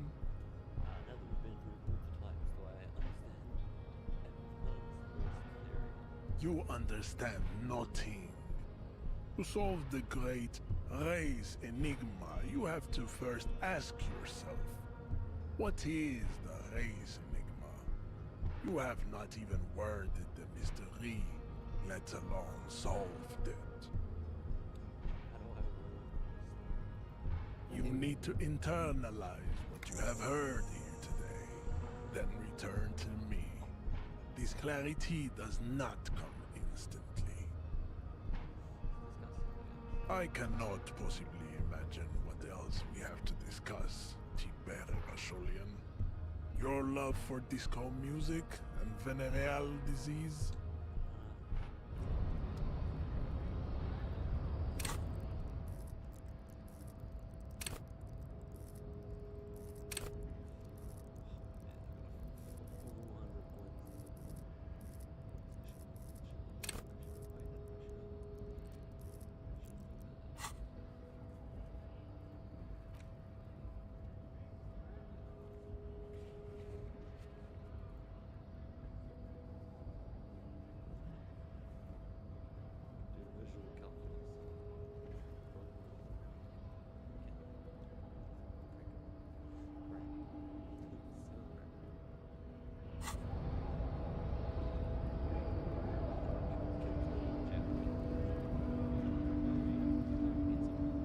We should think about calling it a day, maybe.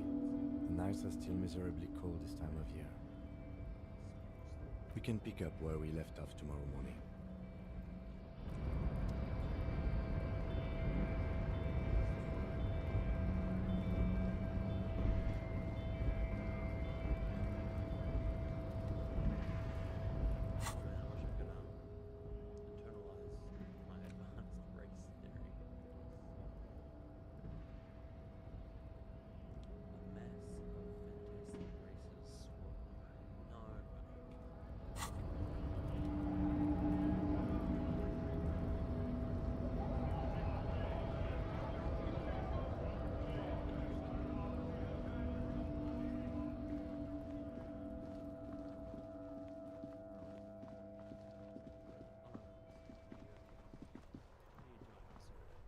can't believe it's snowing again.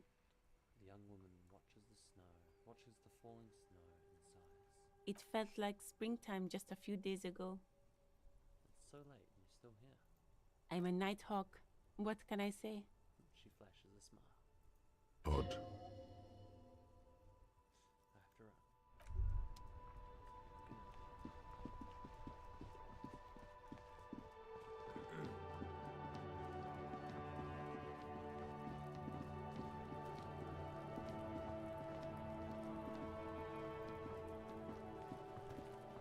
Fuck does Kuno care?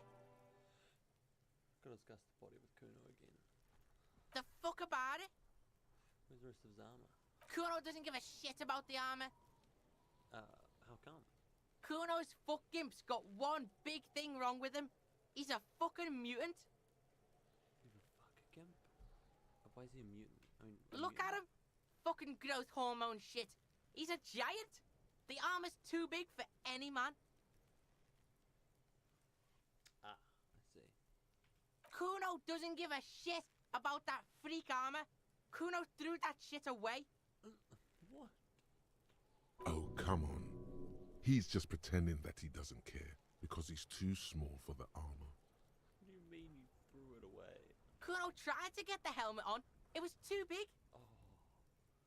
He performs a kick off on the imaginary helmet.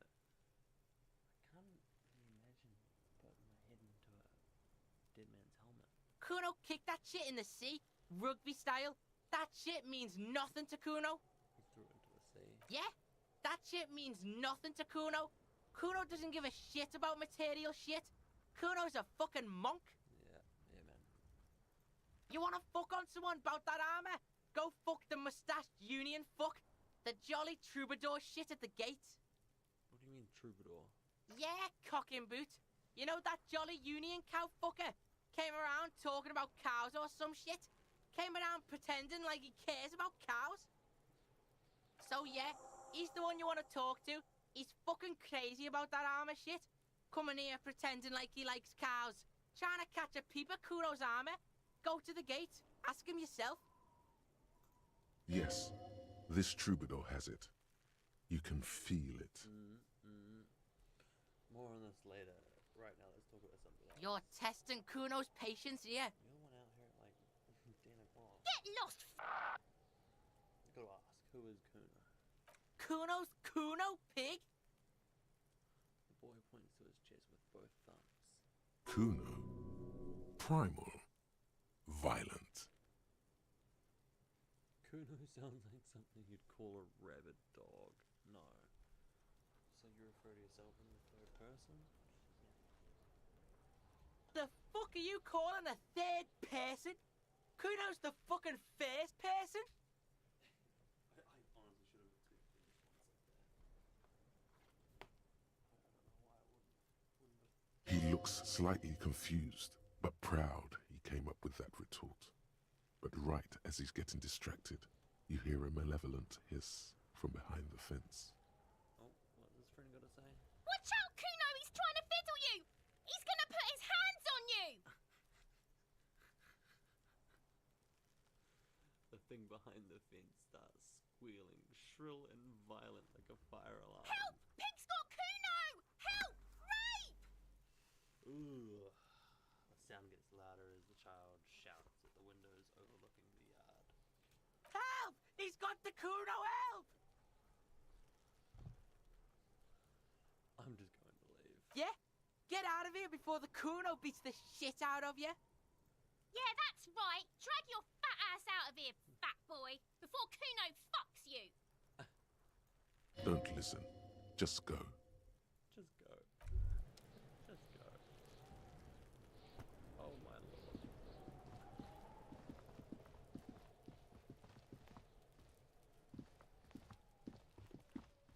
Those kids, man. Awful.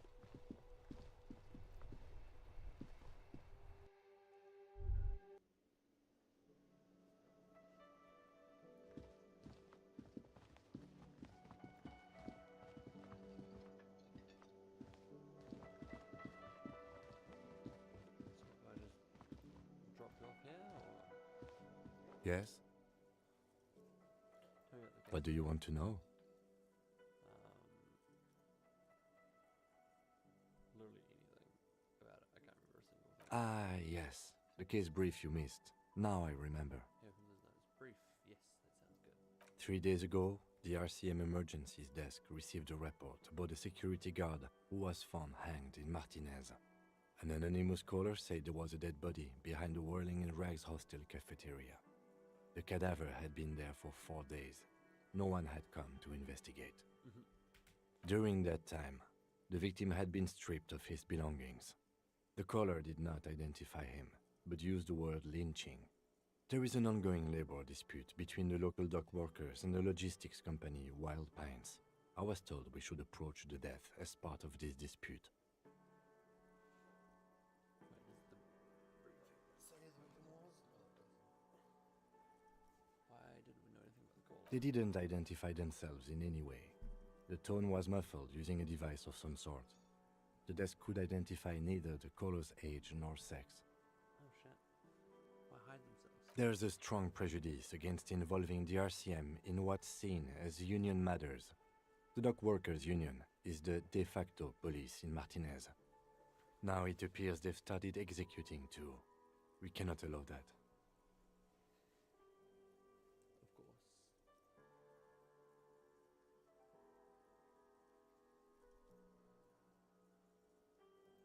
Just to be clear, we are police officers. It's our job to find the killer.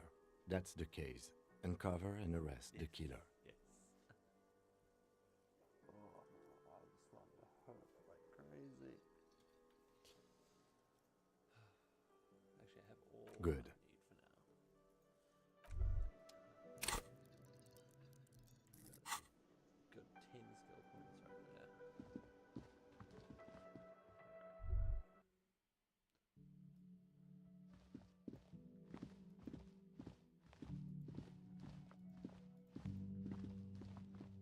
This is the door to the room you redecorated.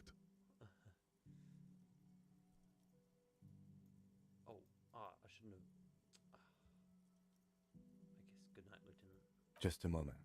You had some questions earlier, I believe. And besides, we should discuss our progress on the investigation. Let's go out to the balcony. Alright,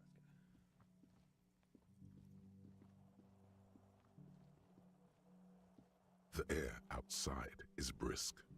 The lieutenant is silent for a moment. He listens to the traffic hum. Then, Where shall we begin? We should talk about the investigation, first and foremost. But I also remember you wanting to discuss the RCM?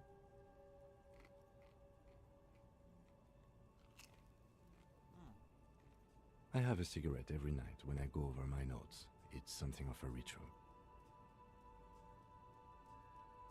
oh man, he looks so devastatingly cool with that cigarette.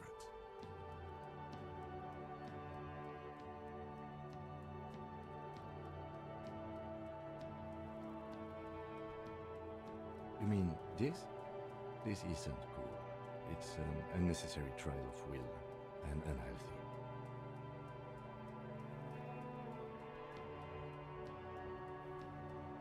Keeping the habit within the parameters he's given himself takes a lot of focus. It would be easier to simply quit.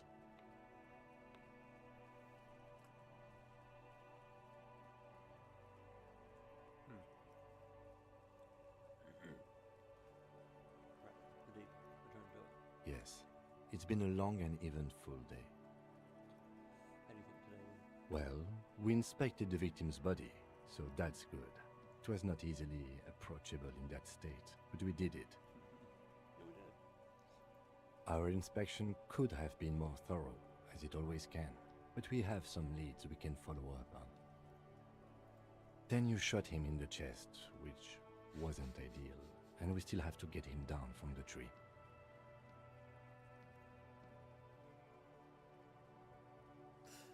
No, that wasn't ideal, was it? I just wanted to make sure it really did. Right. As for the interviews, we weren't able to find the union leader, Everard Clare, much less interview him. So that's on the to-do list for tomorrow. We tried to interview the Wild Pines rep, but she asked us to do something for her first. Fine, so be it. I have a feeling Joyce knows how dangerous the situation really is. We have to get her to talk to us. Above all, though, today was exhausting. What's with all the running? You run a lot. Is that a standard Precinct 41 practice? I have a really good theory about why you're running so fast, son. Just you wait until we get up tomorrow.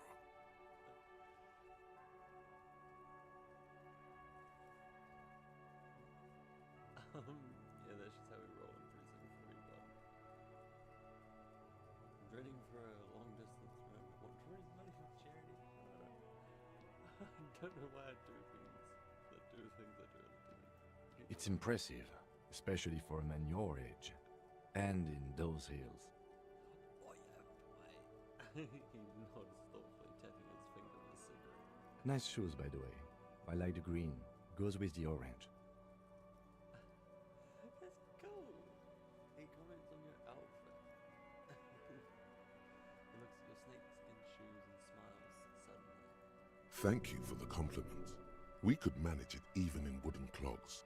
There are uncanny running reservoirs in this body. God knows why. God knows why. It's because I'm in control. So what are our powers exactly at the RCM? They're quite limited, actually.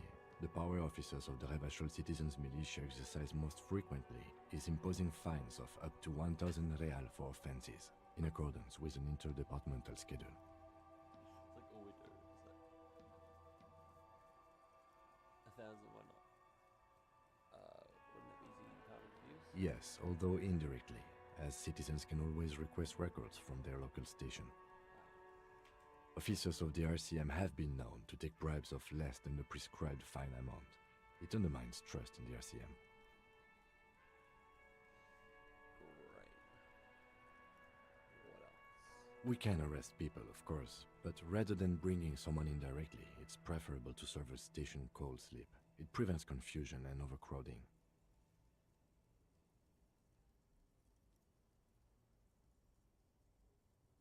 How can you sure they'll show up? You can't. Those who don't show up become fugitives, though, and have fewer legal rights when they are eventually caught. It's about power projection. Thus far, they seem to mostly show up. Mostly show up, yeah, right. When power calls you, you come. But power itself is a fragile trick of perception. I see, and if someone resists?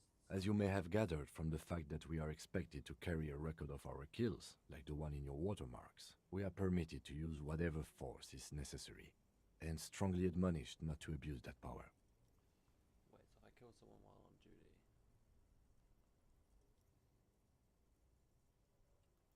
You have to supply compelling evidence for why it was necessary to use lethal force. In these cases, your partner is usually your witness. Ugh. Yeah, true. Not a good position to be in, by the way. Internal Affairs handles these cases thoroughly, by cross-examining you for inconsistencies. It is hard to cover for anyone, which is for the best.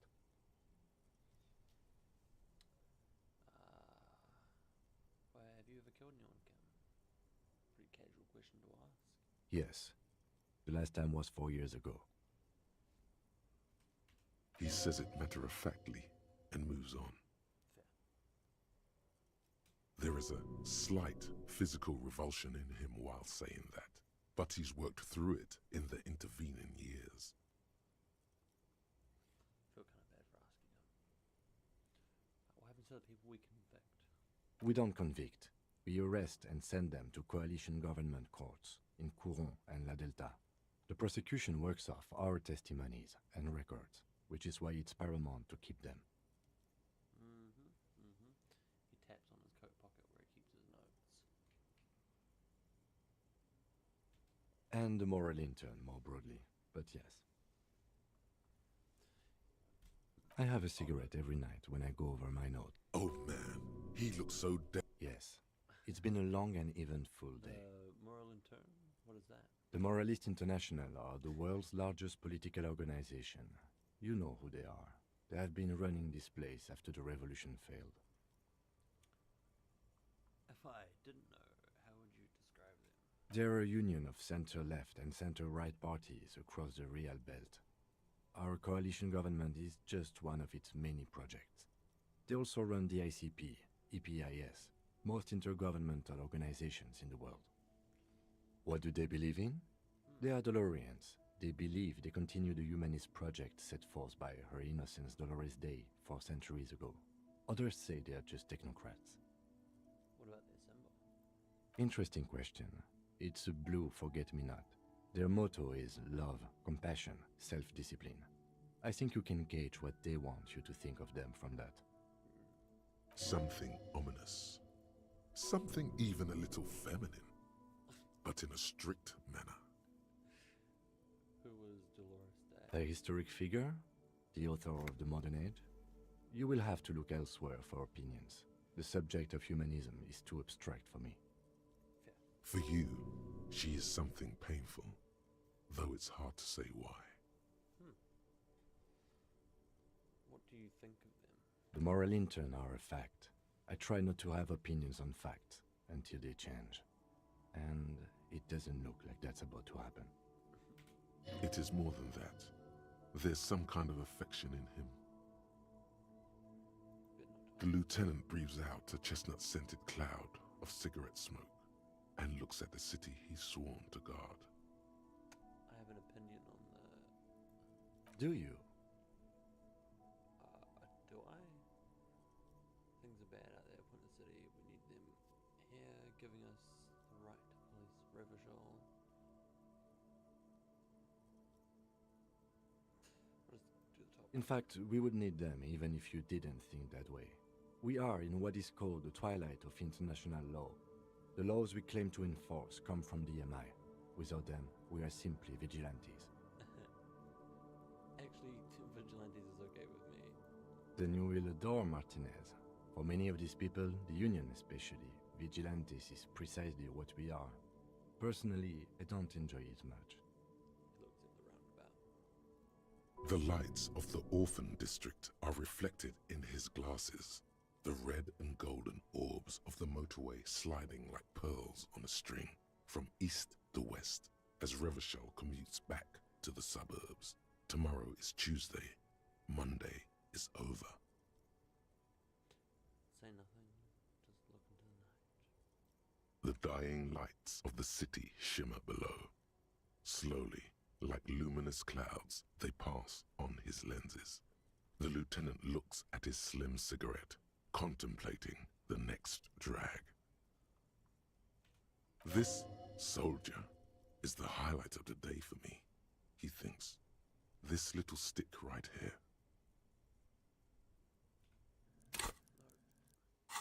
They really don't like us here. And the mouth on that kid, Kuno. It's different inland, in Jamrock and the GRIH. It's our fault for leaving this place to the dogs, to the Union, to the company, not daring to come here more often. This place has fallen between the cracks, the jurisdictions of our 2 precincts. Jamrock and the We run this city. West of the river is RCM land.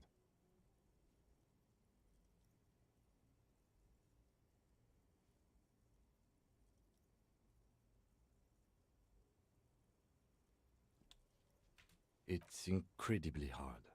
Human beings are... But we are in control, and it's worth it. The organization works, our systems work. If they didn't, the city would disintegrate. I hope our investigation will help improve the situation here, at least do some good. Me too. But I wouldn't count on any drastic changes in our lifetimes. Thank you for this, Kim. Yeah, it's getting very cold now. Let's go. Okay. 30 experience. So, what, 40 points there. 60 plus to go. Till I can internalize everything the other guy told me.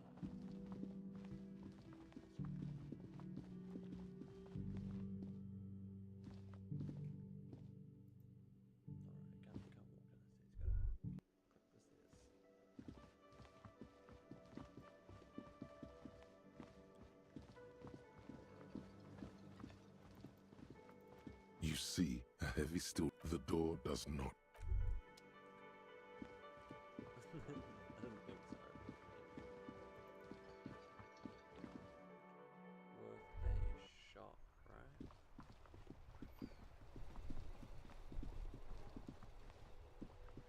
You run so much.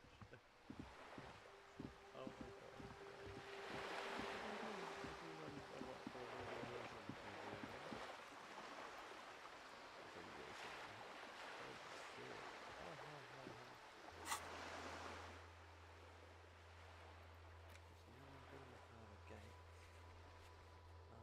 the Jolly Miss.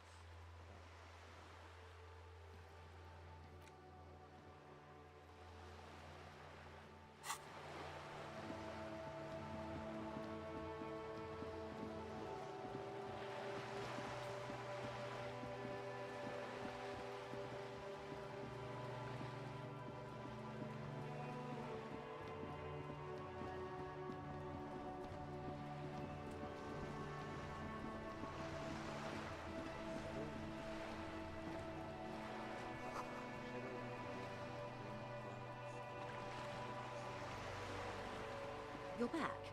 Good. What can I help you with? That's the man who was killed. I'm afraid this is a discussion for once we've cleared the lynching question. Oh. I was looking at the prototype of the Better not tie the fourth day to the bat's day on this.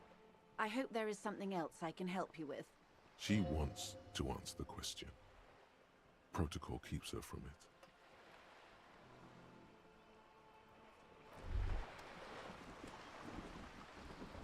You're back. Good. More lessons in basic reality? My favorite part of the day. Go ahead, ask me anything. A strange coldness comes over you as you look at the world. The waves sway the sloop slowly. That's all. reach for something fundamental. Glad to have been of assistance. The little that I Couldn't.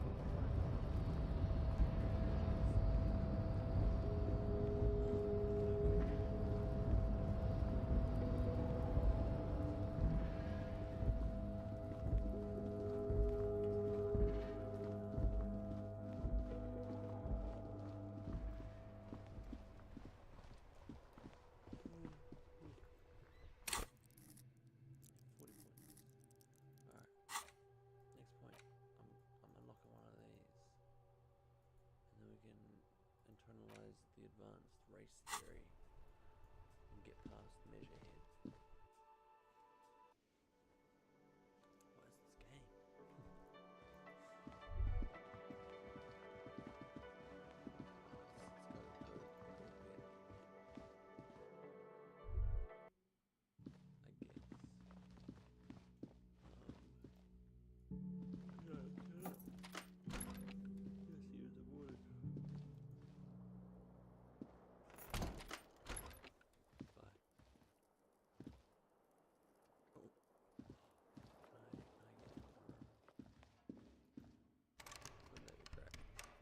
What is this game?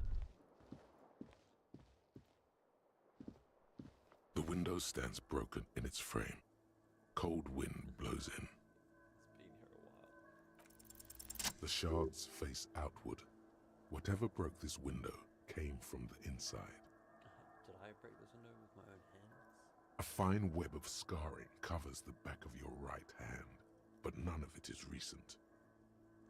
What did this More likely a projectile than a held object. There are no fragments on the floor from pulling a tool back in after impact. Assess the size of the impact. It is too large for a bullet, yet too small for a piece of furniture. You're looking for something heavy and larger than your fist. The shoe you found on the balcony fits the hole almost as well as your foot. It would have also been heavy enough if thrown with force. Congratulations, you smashed the window with your own shoe. Maybe it wasn't me. You mean someone else took your shoe off and smashed the window with it? I'm sure I had a good reason for it. Maybe I was trying to hit someone. And maybe, just maybe, you succeeded. We'll never know. Or maybe you were trying to smash your own reflection in the window pane. That also checks out. If I leave.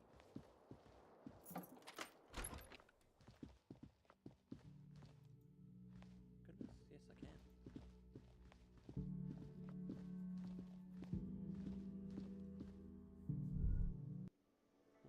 We're on our own little adventure now. Can I help you? I need a drink. Can you pour me one? Do I have a shaker in my hand? Is this a shaker? He sounds irritated. Oh, sorry. No, there's nothing there. Am I wearing a little bow tie? Am I wearing a bow tie and doing this? He shakes the imaginary shaker furiously. Am I smiling? Do you see me smiling and shaking my little shaker? No. Do you know why? Why? Because I'm not a bartender. I'm a cafeteria manager. Is there anything else you wanted? Why are you behind the bar then? I don't understand. I want a fucking drink, asshole. Well, you're not getting it, asshole! Now, was there anything else you needed? No, goodbye. God, I hate that guy. I hate him so much. And I get why he hates me. I'm an absolute arsehole. He's a piece of shit. But like,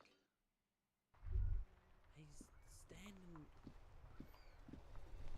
No, like, come on. Come on.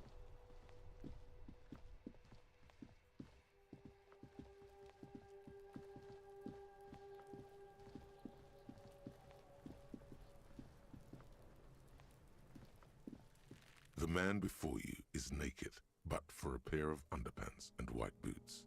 His skin is marbled with decaying veins and blotched by... I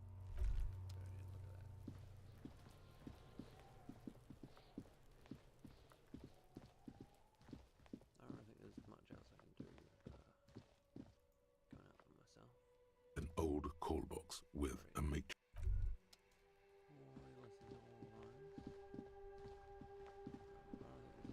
Racist lorry driver. For me to talk to. Yeah, I don't know where he would have gone.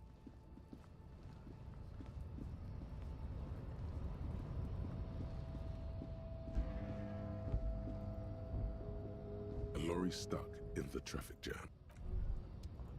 A lorry stuck. The windows are clear. They've been recently washed.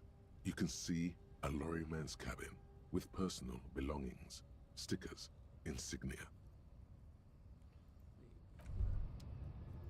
A lorry stuck in the windows are the back end of the cabin has a small perch to sleep, large ashtrays. There are several suns and wheels sewn into the curtains.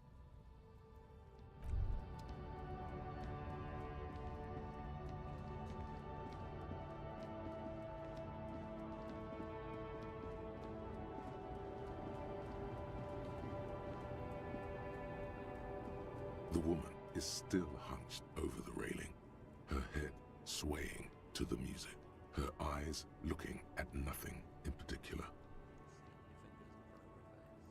Huh? What is it? What do you want? Are you the lady driver? Did you just call me a lady, Harry Fair? She clearly doesn't think she's a lady. Don't repeat it. I was told of a woman driver if you only drive. I'm not that either, Sheriff.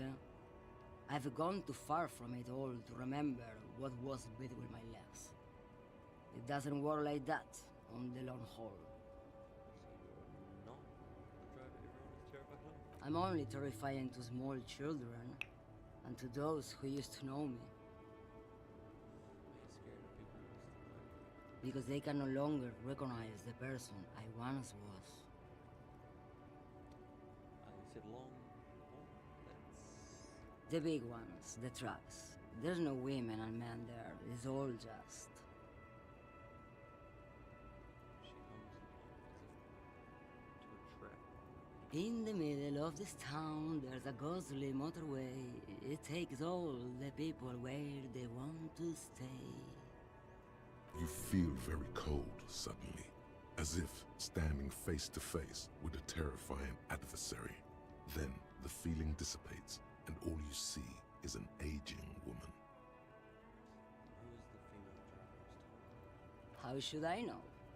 Do I look like I spend a lot of time with the other commoners sniffing around when I have my movies to go to?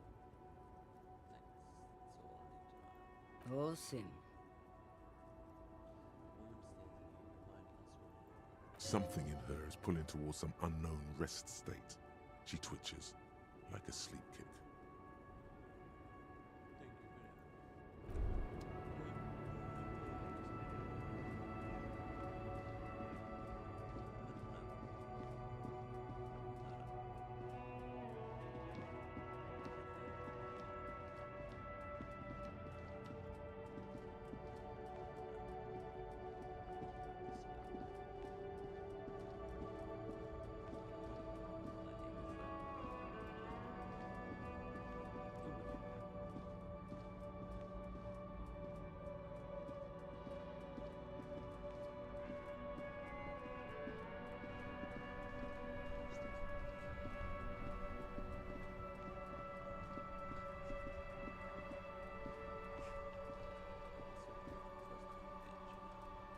You sit on the wind-worn wooden planks of the bench. Your feet ache. I think deep thoughts is waiting out. You finally stop picking your nose.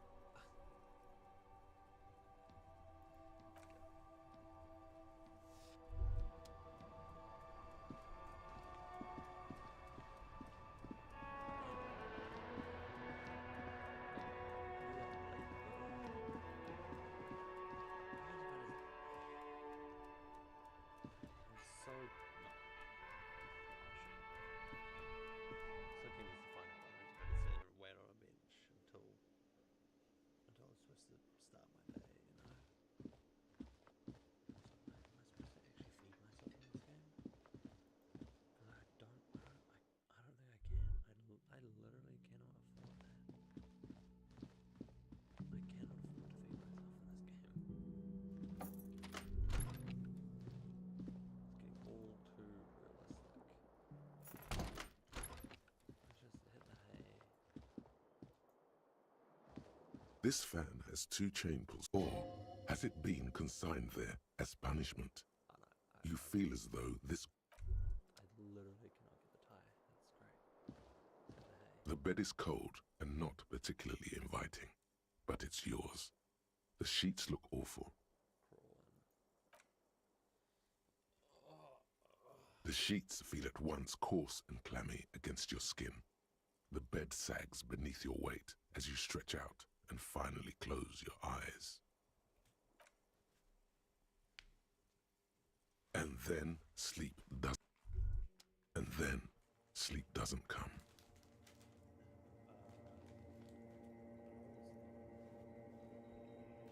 Obviously, you're in bed with your eyes closed, but it's not happening. Maybe it's the bed's fault. Let's check the pillow. Its synthetic filling has separated into hard lumps. The pillowcase smells oddly. Check the blanket. It barely covers your toes, stretching over your soft belly. This is your body here, intimate and warm, breathing. Under your thrumming eyelids, you see a dizzying array of colors. You won't get off this carousel quite so easily. It's a little better. Colors, scenes, and half-formed phrases still litter your mind. Part of you is still trying to solve the case, isn't it? Something to do with, what was it that the lieutenant said? Union? And it's gone again. Your thoughts lost between the slowing brain waves. Your breathing steadies. A great silence washes over you until your eyelids twitch in your sleep and images start forming.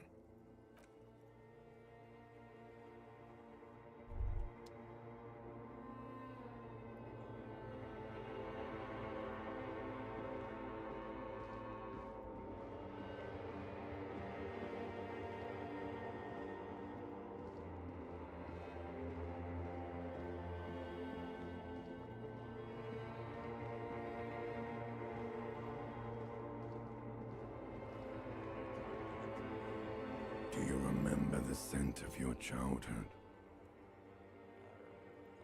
Do you remember your wife's hand on your face?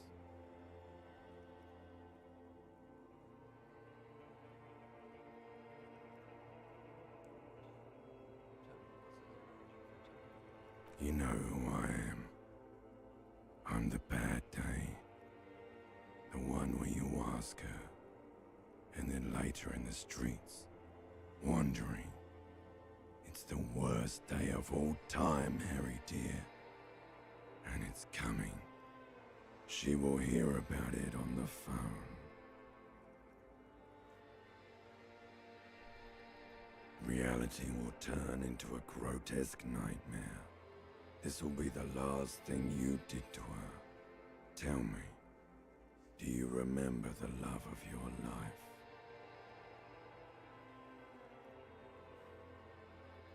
Do you remember the warmth of her thighs, between her legs and in her mouth? That's right, funky baby. And you just stood there. One hand on the bottle and the other on your dick. Watching her go. Let it all be dragged away from you. Tell me, where are your friends? Human beings have friends, Harry boy. Where the hell are yours?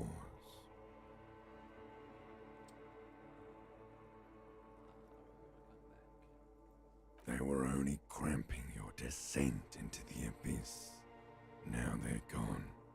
3 times gone and never coming back. All of it. You failed. You failed me. You failed Elysium. Everything. The pale and the useless. On the surface. The outer magnetosphere. Burning, furious truth. 8,000 years of written history. You really dropped the ball, Harry. 4.6 billion people. And you failed every single one of them. You really fucked up. No, Harry. You were just talking to yourself. That's all you ever do. Even in your dreams. And the act is wearing thin. The spots of the disco ball fade around you. You'll be back in those cold snakeskins in no time. Sweating up the bed. Stinky boy. You're not coming back from shit. Thrashing around in that high conductivity state of yours. bumping into things and acting like a clown. Who are you kidding? I'm trying to solve this case. You're trying to what? I can't hear you. This is just a word dream now. Jumbled up garbage. The pictures are gone. The bed rises to meet you. A thin, sleep-like state. More glass than velvet, grinding in your head. So something is wrong. Sleep shouldn't be this bad, this dry, this unnourishing. There's something wrong with your thoughts. Some kind of new type of hangover. God, there's another type. Oh yes, party boy, and it's worse than the one before. Just think of the shit you saw. Here it comes too. So soon already. A silent alarm goes off in your head like clockwork. Barely let you sleep at all. Time to get those clothes on, Harry. Time to go to work in the shit factory.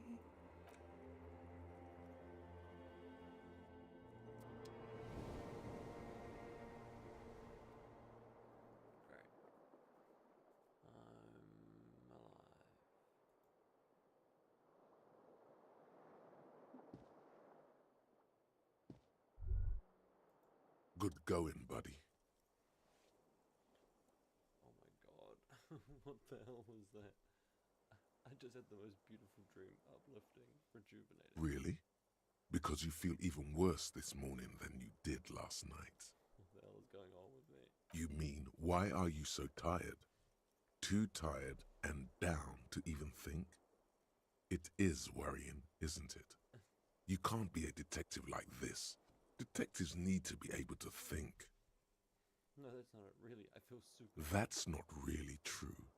Your heart has finally pumped all the speed out of your system, Buster. Time to get some more. Don't do that. Stay strong.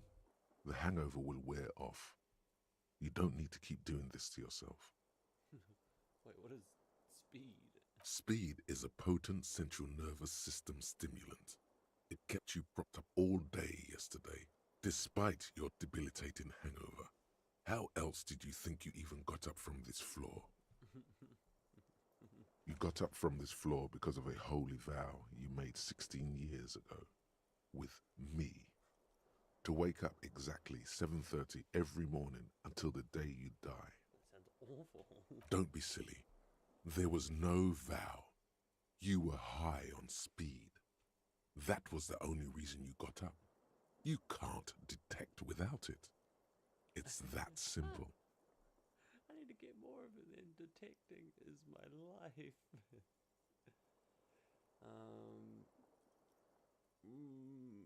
No, I can't. I can take this. I'm not going to be looking for speed. Oh, fuck. That is just funny, though. That is... No, I won't. Are you sure? Ready to live as this pathetic shell of yourself for days? Basically, a week? Let's be honest, 2 weeks. Maybe 3. You won't make it. Half the town will be dead by then. You will be fired. Oh, that's a lie. I can do this without the speed. Half the town won't be dead. Suit yourself, slow, sad shell man. See how you do without your spark.